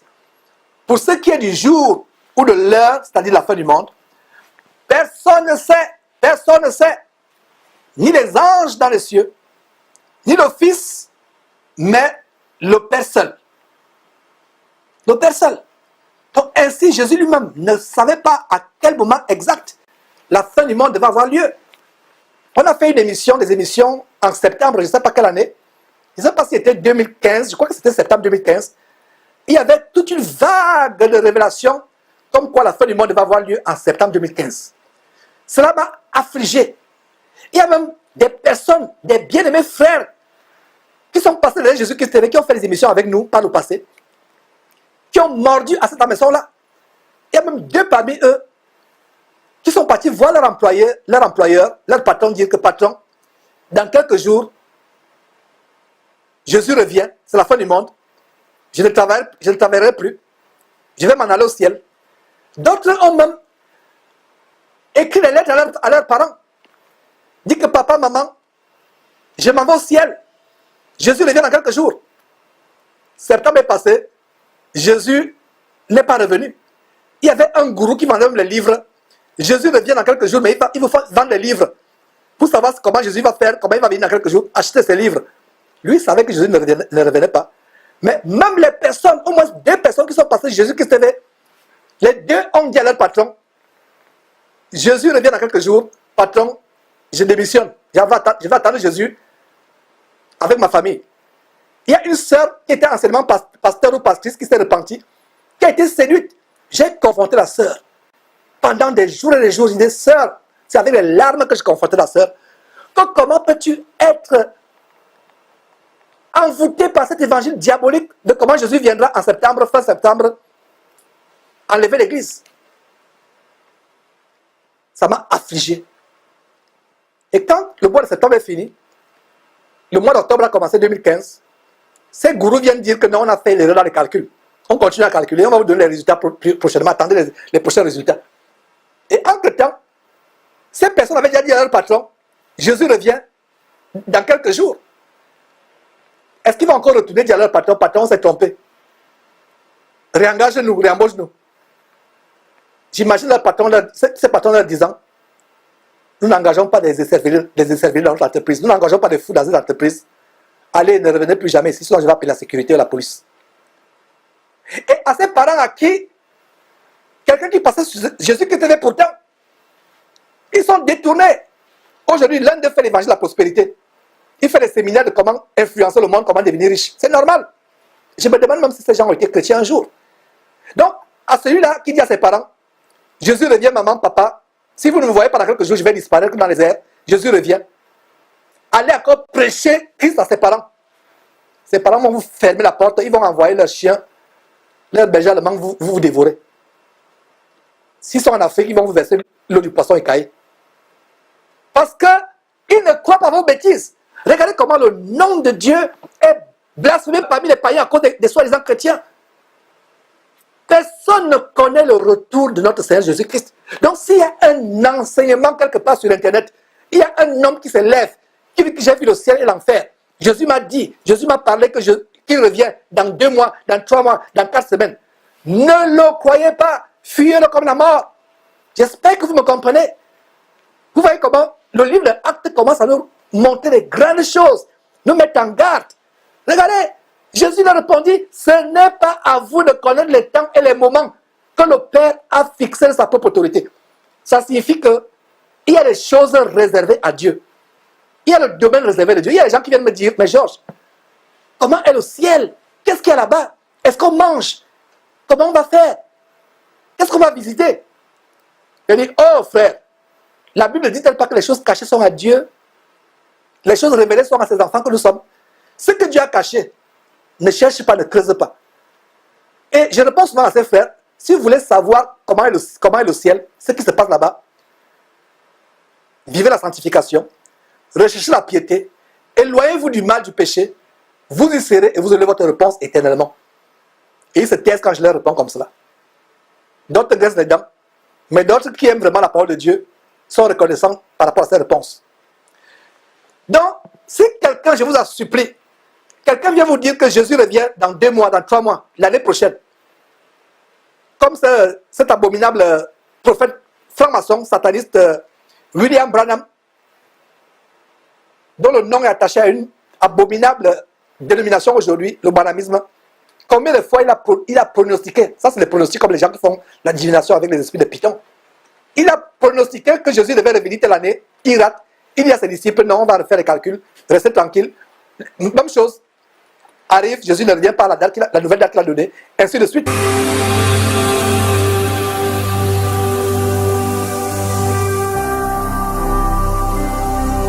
Jésus-Christ TV, vous connaîtrez la vérité et la vérité vous affranchira. Il a répondu, ce n'est pas à vous de connaître les temps et les moments. Personne ne connaît. Personne ne connaît le temps. Je vous en supplie, lisez beaucoup la Bible. Lisez la parole de Dieu, personne ne vous trompera. La séduction et la tromperie viennent du fait que les gens n'examinent pas les Écritures. Ils courent à tout vent de doctrine. Le verset 8 dit, mais vous recevrez une puissance, le Saint-Esprit survenant sur vous, et vous serez mes témoins à Jérusalem, dans toute la Judée, dans la Samarie et jusqu'aux extrémités de la terre. On va voir comment cela va se passer plus adieu la semaine prochaine, au chapitre 2, avec tous les détails. Verset 9. Après avoir dit cela, il fut élevé, il fut surpris. Il pensait que Jésus a été ressuscité, qu'il ne pourra plus mourir. Ils auront un roi immortel terrestre. Israël devait être la meilleure, plus grande nation de la terre, plus que Rome. Après avoir dit cela, il fut élevé pendant qu'il le regardait. Et une nuée le déroba à leurs yeux. Le déroba à leurs yeux. Verset 10. Et comme ils avaient les regards fixés vers le ciel, pendant qu'ils s'en allaient, voici 2 hommes vêtus de blanc leur apparurent et dirent, hommes galiléens, pourquoi vous arrêtez-vous à regarder le ciel? Ils étaient stupéfaits. Ils regardaient fixement le ciel en disant, mais le Seigneur Jésus avec qui on parlait, on attendait notre roi. Où est-il? Il est ressuscité des morts. On pensait qu'il devait vivre avec nous sur terre éternellement. Où est-il? Pourtant, le Seigneur Jésus leur avait enseigné ces choses. Il leur avait enseigné ces choses. Et comme ils avaient les regards fixés vers le ciel, pendant qu'ils s'en allaient, voici deux hommes vêtus de blanc leur apparurent. J'imagine des anges de Dieu. Et leur dire, verset 11, hommes galiléens, pourquoi vous arrêtez-vous à regarder au ciel? Ce Jésus qui a été enlevé au ciel du milieu de vous, viendra de la même manière que vous l'avez vu allant au ciel. Je parlais d'une doctrine de démons qui sévit, qui vous dit Jésus, des gens qui disent qu'ils connaissent la date exacte du retour de Jésus et de la fin du monde. Il y a une autre doctrine, la doctrine du retour invisible et silencieux et secret de Jésus. On a fait des émissions là-dessus, popularisées par les films tels que Left Behind, qui signifie en français Le jour d'après, par des pasteurs francs-maçons satanistes qui ont popularisé cette doctrine diabolique. Regardez comment le film Le jour d'après, il y a une série de romans, et l'un des romans, Le jour d'après, Left Behind, a fait l'objet d'un film. La thèse du retour invisible de Jésus secret, c'est une doctrine diabolique. Vous n'aurez pas ce jour-là à ouvrir la télévision, aller sur Internet et voir un posting sur WhatsApp ou sur YouTube ou sur Facebook que Jésus vient d'arriver. Non. Les anges disent quoi? Ce Jésus qui a été enlevé au ciel du milieu de vous viendra de la même manière. Et regardez comment la parole de Dieu dit que tout homme le verra. Tout œil verra. Même les aveugles sauront que Jésus est venu. Tout œil verra. La Bible dit tout œil. On verra le Fils de Dieu venir dans les nuages, dans les nuées. Tout homme. Donc la doctrine diabolique de l'enlèvement secret de l'Église, Jésus vient secrètement et l'Église est enlevée secrètement. On voit les gens disparaître un à un. Vous voyez ma veste par exemple. Si j'ai la grâce d'être enlevé, on voit seulement, on ne voit plus le visage, on ne voit plus les mains, on ne voit plus la Bible, on voit seulement la veste posée, ma chemise posée sur le dossier. Cessez de regarder la télévision. Et vous saturez, contaminez l'intelligence avec ces films abominables. Le diable est en train de mettre dans l'intelligence des chrétiens le concept diabolique, satanique, du retour silencieux, mystérieux, secret, invisible de Jésus-Christ. Et la notion de l'enlèvement mystique, invisible, silencieuse, discrète, secrète de l'Église. Cela est faux, ce n'est pas la vérité. Et voilà comment le livre de Actes commence à recadrer les choses. Nous ne sommes qu'au début, ce n'est que l'introduction aujourd'hui. On va voir d'immenses révélations dans le livre de Actes. Vous serez reconnaissant à Dieu pour ces émissions parce que vous allez découvrir de grandes choses. La gloire pas à Georges, pas à Jésus-Christ TV. La gloire à Dieu et à Dieu seul et à Jésus-Christ. Pourquoi vous le regardez aller au ciel? Il viendra de la même manière. Tout le monde le verra. Tout le monde le verra. Verset 13. Quand ils furent arrivés, ils montaient dans la chambre haute où ils se tenaient d'ordinaire. C'était Pierre, Jean 2, Jacques 3, André 4, Philippe 5, Thomas 6, Barthélemy. Nous sommes au verset 12, mes frères et sœurs. Ils retournèrent à Jérusalem. Ils ont obéi promptement. Ils ont obéi. Ils retournèrent à Jérusalem, de la montagne appelée les Oliviers, qui est près de Jérusalem, à la distance d'un chemin de sabbat. Voilà le verset. Et maintenant le verset 13, là où j'ai commencé à lire. Quand ils furent arrivés, ils montaient dans la chambre haute, une chambre de prière, où ils se tenaient d'ordinaire. Regardez, d'ordinaire. Donc après la résurrection de Jésus, ils étaient là ensemble, ils priaient. Ils disaient, où est le Seigneur? Ils se consolaient. Malgré la peur qu'ils avaient dans le cœur, ils se consolaient les uns les autres. Au verset 13, quand ils furent arrivés, là où Jésus leur a dit de retourner, ils montaient dans la chambre haute où ils se tenaient d'ordinaire. C'était Pierre 1, Jean 2, Jacques 3, André 4, Philippe 5, Thomas 6, Barthélemy 7, Matthieu 8, Jacques 9, Jacques fils d'Alphée 9, Simon le Zélote 10 et Jude, fils de Jacques, 11. Donc voilà 11 sans Judas Iscariote. Ils étaient 12 au départ, moins Judas Iscariote, 11. Regarde le verset 14. Tous d'un commun accord persévéraient dans la prière avec les femmes et Marie, mère de Jésus. Soulignez Marie, mère de Jésus. Mes frères et sœurs, ceux qui sont fidèles sur Jésus qui TV peuvent interpréter mon sourire. On a fait une grande émission il y a quelques jours, un documentaire qui mettait à nu la reine du ciel, cette déesse diabolique que les gens vénèrent aujourd'hui, qui a plusieurs noms selon les régions, selon les civilisations. Isis, Samiramis, Astarté, la reine du ciel, Notre-Dame, Mami Wata, Shekinah, etc. C'est l'enseignement diabolique qui vous montre que Marie est la porte du ciel. Oh, chers catholiques, nous ne vous jugeons pas. C'est avec amour que nous vous invitons à relire la Bible. Non pas à lire la Bible parce que vous ne l'avez jamais lu. À lire la Bible. Marie était avec les disciples, avec les apôtres. Tous d'un commun accord, verset 14. Persévérer dans la prière avec les femmes. Et Marie, mère de Jésus. Donc Marie elle-même devait attendre le Saint-Esprit. J'imagine les apôtres leur donnant les dernières paroles de Jésus. J'imagine Marie, mère de Jésus, curieuse par rapport à ce que son fils a dit à ses 11 apôtres. Et si ces 11 apôtres avaient le discernement, ils devaient lui dire, femme, ton fils, tu ne le connais, notre fils n'est plus selon la chair. Oublie ce fils que tu as eu selon la chair.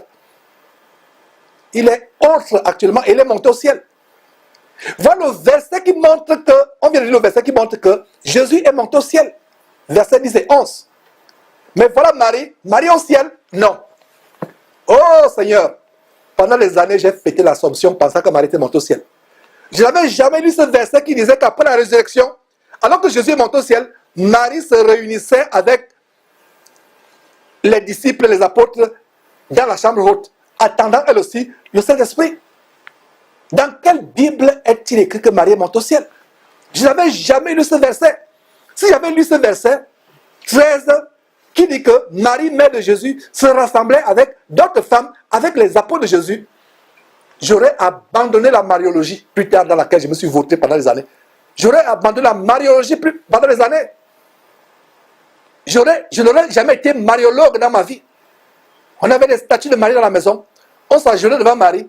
On était devenus des maristes ou des mariologues ou des mariens. Marie n'a jamais eu de disciple dans la Bible. Marie était une sainte femme. Une sainte femme, une femme sainte, vertueuse. Elle attendait le retour de Jésus-Christ comme les autres. Elle attendait comment le Saint-Esprit devait être donné dans quelques jours. Regardez mes frères et sœurs. D'un commun accord, avant de revenir sur Marie, il y a un aspect d'un commun accord, il persévère dans la prière. Si vous n'êtes pas d'un commun accord avec des frères et sœurs, vos prières se du vent.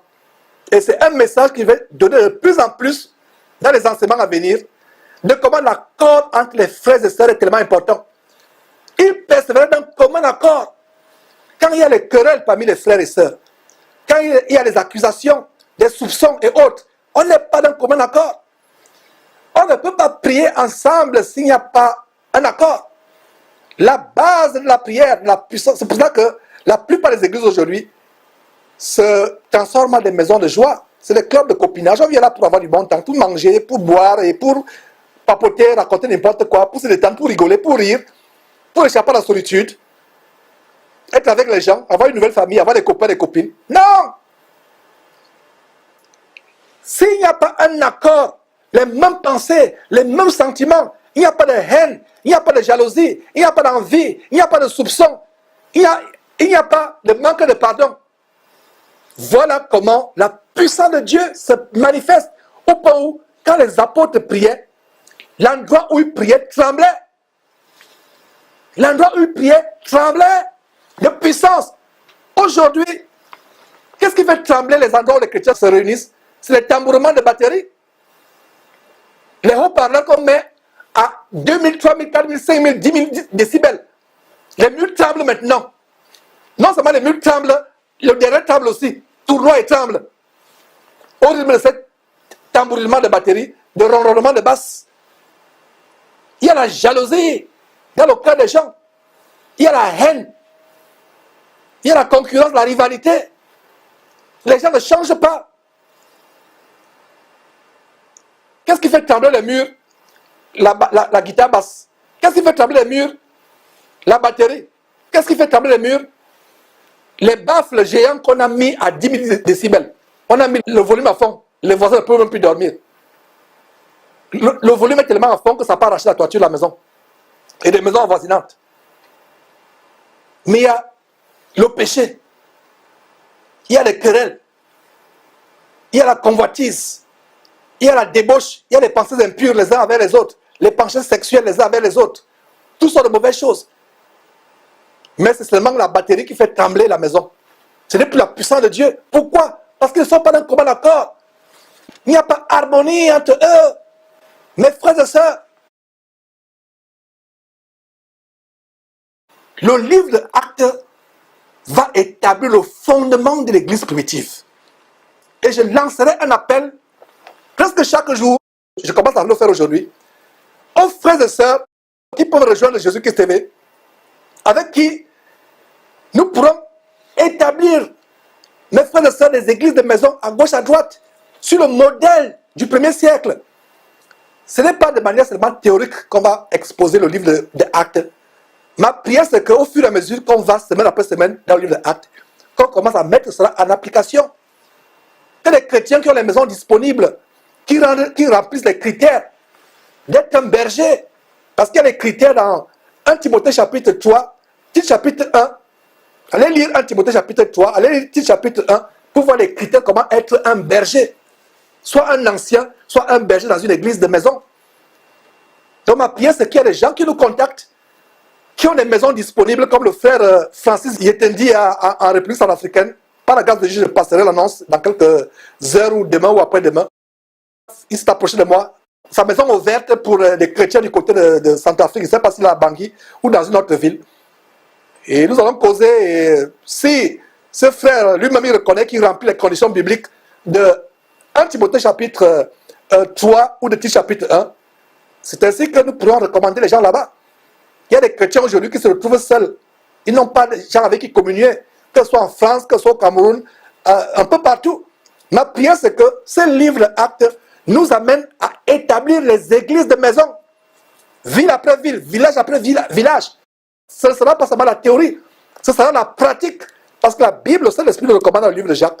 Ne soyez pas des auditeurs oublieux. Vous venez chaque jour écouter la parole de Dieu. Ça entre d'une oreille, ça sort de l'autre. On ne met pas en pratique. La parole de Dieu est faite pour être mise en pratique. Ma prière, c'est que nous commencions d'abord individuellement, chacun pour sa part, à mettre le livre de ces enseignements en pratique. Et collectivement, regardez, ils étaient dans un commun accord. Verset 14. Ils persévéraient dans la prière. Avant, persévérer dans la prière, il y a quoi? Commun accord. Et il y a des frères et sœurs qui ne voient pas l'ordre des choses. Avant de persévérer dans la prière, il y avait quoi? Il y avait un commun accord. Vous n'êtes pas dans un commun accord et vous persévérez dans la prière, matin, midi, soir. Vos prières montent aux yeux de Dieu comme une cymbale qui retendit. Il ne vous écoute même pas. Ça ne monte même pas aux oreilles de Dieu. C'est comme une cymbale qui retendit, c'est comme une cloche qui sonne à longueur de journée. Dieu n'écoute pas vos prières. Regardez l'ordre ici. Un commun accord. C'est la même chose avec l'homme et la femme, le mari et son épouse chrétien. Si vous n'êtes pas en accord, il y aura toujours des obstacles à vos prières. Dans une église, si les frères et sœurs ne sont pas en harmonie, dans l'amour, dans les mêmes pensées, les pensées d'amour, de pardon, il n'y a pas de puissance dans cette église-là. C'est une église à fermer. Et pour ma part, je pense qu'une église où il n'y a pas l'harmonie entre les frères et sœurs, une église où il n'y a pas le pardon entre les frères et sœurs, oublier les torts que les uns et les autres se sont fait par le passé, une église où les gens passent le temps à rappeler le passé, oh tu m'as fait ceci, tu m'as fait cela, je pense que c'est une église à fermer. Et si quelque part, par rapport aux églises qui s'ouvrent à travers ce ministère Jésus-Christ TV, que nous avons dans cette antenne, et s'il y a des églises à travers le monde où il y a toujours des querelles, il y a toujours des mésententes, il y a toujours la concurrence, la rivalité, la jalousie. Ce sont des églises qui doivent tout simplement être fermées. Chacun prend sa route, chacun... Parce qu'on perd le temps. Et ma prière, c'est que vraiment, ces enseignements de Actes nous secouent. Et si on a l'amour pour la vérité, nous serons changés. Mais ceux qui n'ont pas l'amour pour la vérité vont me détester, ne vont pas changer. Même si notre évangile est dur, il est dur pour que nous changions. Nous ne repentons pas d'enseigner des choses dures. Parce que nous savons que cette dureté amènera ceux qui ont l'amour pour la vérité à être changés. C'est comme une épine dans la chair. Vous avez une épine au doigt, à l'orteil, au pied ou à la main. Une grosse épine. Pour l'enlever, ça fait mal, n'est-ce pas? Vous êtes même dans une région où il n'y a pas d'anesthésie. Ça fait mal pour l'enlever, n'est-ce pas? Alors, il faut serrer vos dents, mordre un morceau de tissu et permettre qu'on vous enlève cette épine. Parce que si on n'enlève pas, cette épine va faire la gangrène. Ça peut se transformer en un cancer. On va non seulement couper la main, plus tard ce sera le rein, plus tard ce sera la jambe et plus tard c'est votre vie. Mais si vous mordez un morceau de tissu très fort et vous serrez les dents et vous permettez qu'un frère vous arrache cette épine, dès que l'épine est partie, il y a le soulagement, ça guérit et vous oubliez la douleur, n'est-ce pas? C'est le même qu'avec cet évangile. Il est dur. J'avoue, même je sais qu'il est dur. Je suis conscient qu'il est dur. Mais le temps n'est plus à s'amuser. Le temps n'est plus à blaguer, à plaisanter. J'ai fait un possible il y a quelques jours. Les églises sont transformées à des endroits où on plaisante, où on passe le temps à rigoler, à plaisanter, à ricaner, à faire des blagues. Et la crainte de Dieu fuit ces endroits. La crainte de Dieu fuit ces endroits. Quand vous réunissez, ce n'est pas pour blaguer. Ce n'est pas pour vous taquiner avec des blagues, avec des plaisanteries. Il y a d'autres qui vont dire non, j'ai blagué. On ne blague pas dans la maison de Dieu. La Bible dit qu'on n'entende parmi vous aucune parole déshonnête, même des blagues. Pire encore, les chrétiens qui passent le temps à blaguer avec le sexe opposé. Pire encore, les chrétiens qui passent le temps à suivre les comédiens, les superstars de la comédie ou du fou rire. Ils ricanent à longueur de journée. Vous qui êtes sur WhatsApp, WhatsApp est devenu un endroit où on envoie les blagues à longueur de journée, les comédies. Regarde cette vidéo-là, tu vas rire. Regarde ça. Facebook, YouTube, on s'envoie des coups de vidéo de blagues. La Bible dit qu'on n'entend même pas. Ça veut dire que quelqu'un t'envoie une blague, toi chrétien, avertis la personne qui dit je ne suis pas là pour recevoir des blagues sur Facebook ou sur WhatsApp. Je suis là pour recevoir ce qui peut m'édifier, m'aider à aller au ciel. Donc, chers frères, chères sœurs, tu continues à m'envoyer tes blagues, tes vidéos de comédiens, de Fouzou ou bien de Gourou, Gowou ou Gossou de Côte d'Ivoire. Cesse de m'envoyer ces choses. Cesse de m'envoyer les choses de Michel Cancan. Cesse de m'envoyer les choses de tel ou tel ou tel. J'appelle Mafouz ou Moufouz. Cesse de m'envoyer ces choses. Je n'ai pas envie de rire. L'heure est grave. Ce n'est plus l'heure de rire. Ce n'est plus l'heure de ricaner. C'est l'heure d'être vu dans la piété. Mes frères et sœurs, l'heure est grave. Regardez comment le verset 14 est l'objet d'un grand enseignement. L'ordre des choses, c'est qu'il y avait la communion fraternelle, un commun accord, même pensée, même sentiment. Et c'est ainsi qu'ils pouvaient prier. Mon frère, ma soeur, cesse de prier avec quelqu'un avec qui tu n'es pas en communion. Recherchons d'abord la communion entre les frères et sœurs. Si cette communion n'est pas parfaite, nous perdons notre temps. Si on n'est pas dans un commun accord, on perd notre temps. Mes frères et sœurs, donc revenons sur Marie. Marie était là. Oh mes frères et sœurs, Marie était là. Qui vous a dit que Marie est montée au ciel? Qui vous a dit que Marie est montée au ciel? Il y a même des jours fériés, l'Assomption. Jour férié, Marie est montée au ciel. Voici Marie, la vraie Marie. Verset 14. Marie est avec les apôtres dans la tente de le Saint-Esprit. Oh mes frères et sœurs, je vous en supplie, catholiques, amis catholiques, lisez la Bible. Voici où se trouvait Marie après la montée de son fils au ciel. Voici où se trouvait Marie. Marie se trouvait avec les frères de Jésus. Même les frères de Jésus. Finalement, vous vous rappelez un verset où les frères de Jésus pensaient que Jésus était hors de sens. Ils sont venus pour l'attraper, les parents de Jésus. Ils sont venus pour l'attraper, qu'il est hors de sens. Regardez où se trouvent maintenant les frères de Jésus, dans la chambre haute, avec la table de Saint-Esprit. Ah, mes frères et sœurs. Ils ont compris finalement que leur frère Jésus, leur grand frère, leur frère aîné, était dans la vérité, était un envoyé de Dieu, était le Fils de Dieu envoyé pour sauver le monde. Regardez mes frères. Tous dans le commun accord, verset 14. persévérer dans la prière. Avant la persévérance dans la prière, c'est pas mauvais de prier.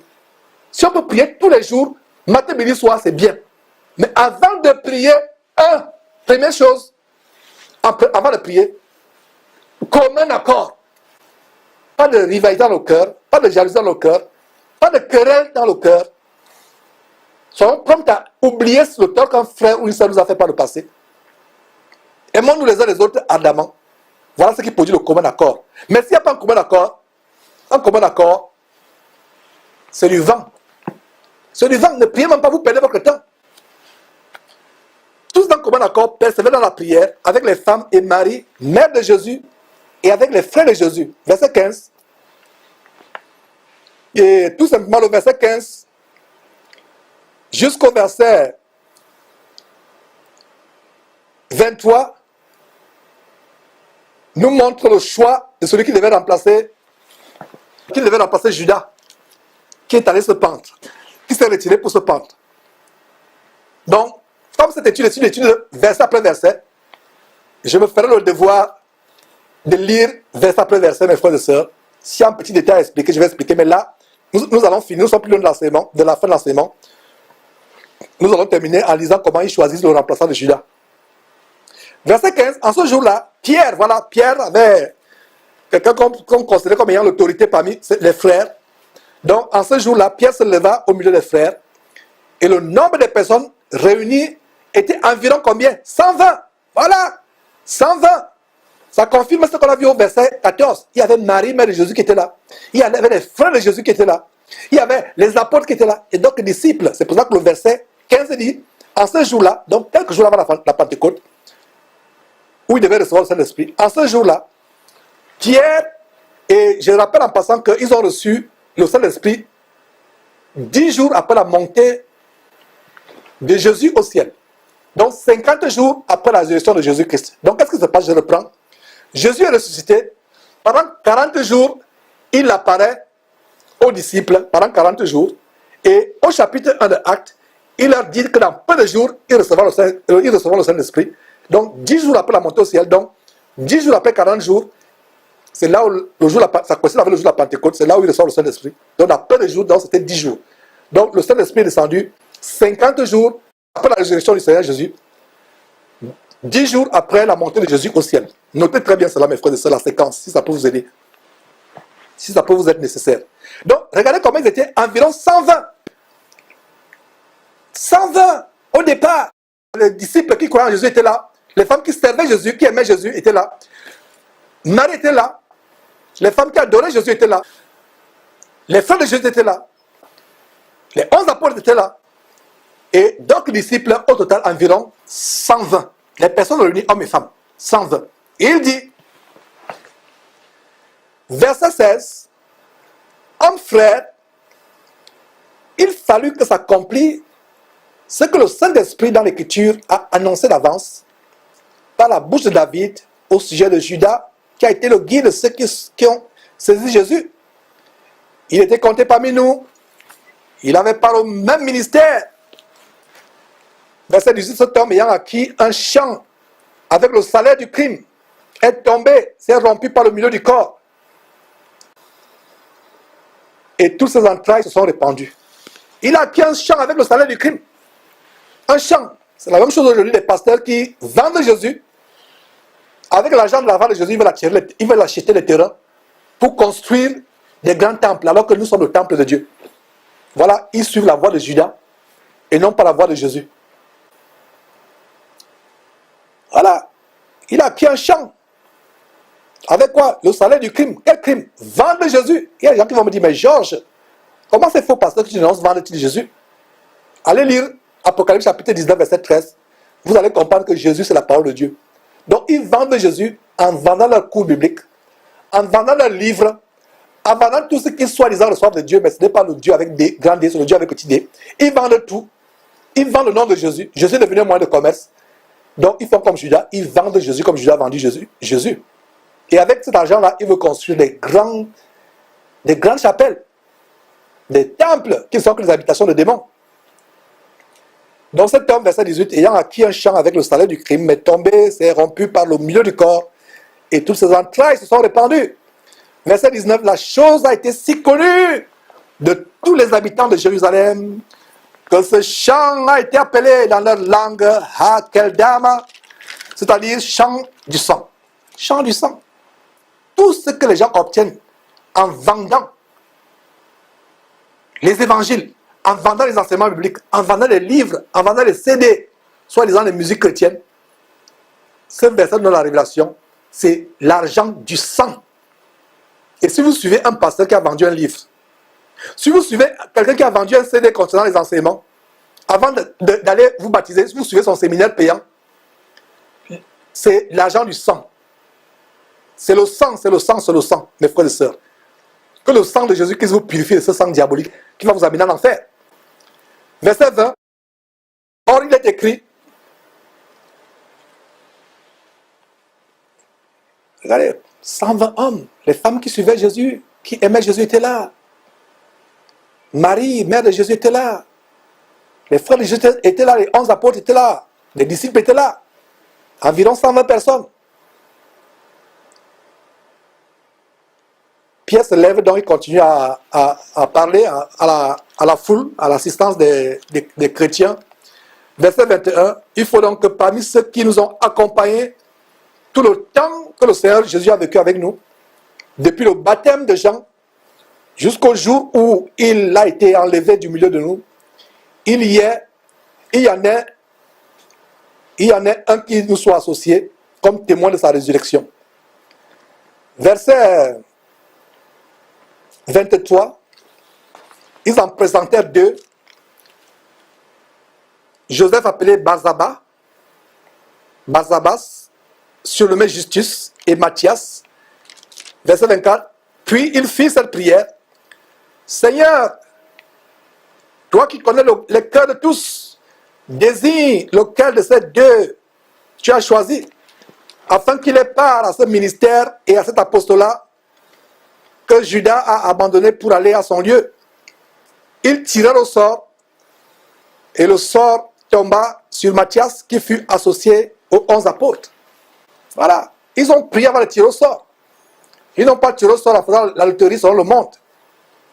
Et j'ouvre une parenthèse au sujet des chrétiens qui jouent encore au jeu de hasard. La loterie n'est pas une bonne chose. Dieu a dit, tu mangeras ton pain à la sueur de ton front. Tu ne mangeras pas ton pain en allant gaspiller le peu d'argent que tu as dans les casinos, dans les machines à sous, ou devant les kiosques de courses de chevaux, de paris mutuels urbains, ou dans les salles où il y a les roulettes suisses où on joue du poker. Et laissez-moi vous dire que là où il y a de la loterie, que ce soit une loterie gouvernementale institutionnalisée, Dieu n'y est pas. Et j'imagine des faux chrétiens qui prient même Dieu, et ils vont acheter, ils disent, je vais prier Dieu, je vais acheter le ticket de loto. Ils prient Dieu avant d'entrer dans une salle où il y a des machines à sous. Ce n'est pas comme ça que Dieu a voulu que nous gagnons notre vie. Nous gagnons notre vie en travaillant à la sueur de notre front. La loterie, c'est la voie de la paresse. Donc tous les chrétiens qui jouent à la loterie doivent se repentir. Donc mon frère, ma soeur, si tu as joué à la loterie, tu dois te repentir. Les frères et sœurs, c'est un plaisir de présenter ces choses. Plaise à Dieu, on reviendra samedi prochain. Poursuivre avec le chapitre 2 du livre de Actes. Nous allons approfondir de grandes choses dans le livre de Actes. Mes frères et sœurs, terminons avec un mot de prière et mettons fin à cet enseignement. Seigneur Dieu, nous te rendons grâce parce que tu as été avec nous. Tu as été avec ma bouche, Seigneur Dieu. Malgré la fatigue de la semaine, tu m'as donné la force, Seigneur Dieu, de faire cet enseignement.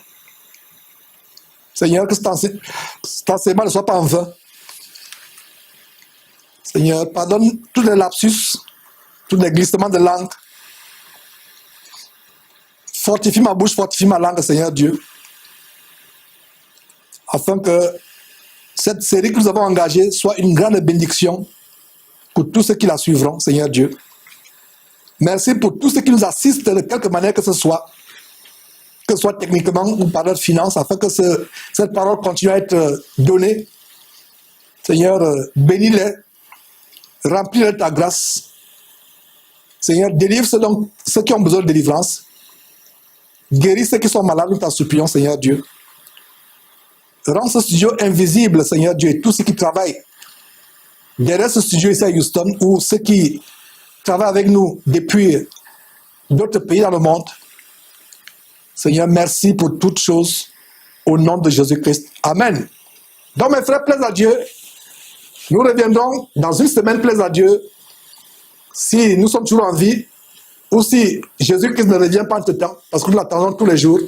Nous reviendrons pour continuer avec le deuxième chapitre du merveilleux livre de Actes, le livre du commencement de l'église merveilleuse de Jésus-Christ. Vous connaissez la vérité vous affranchira. Bye bye.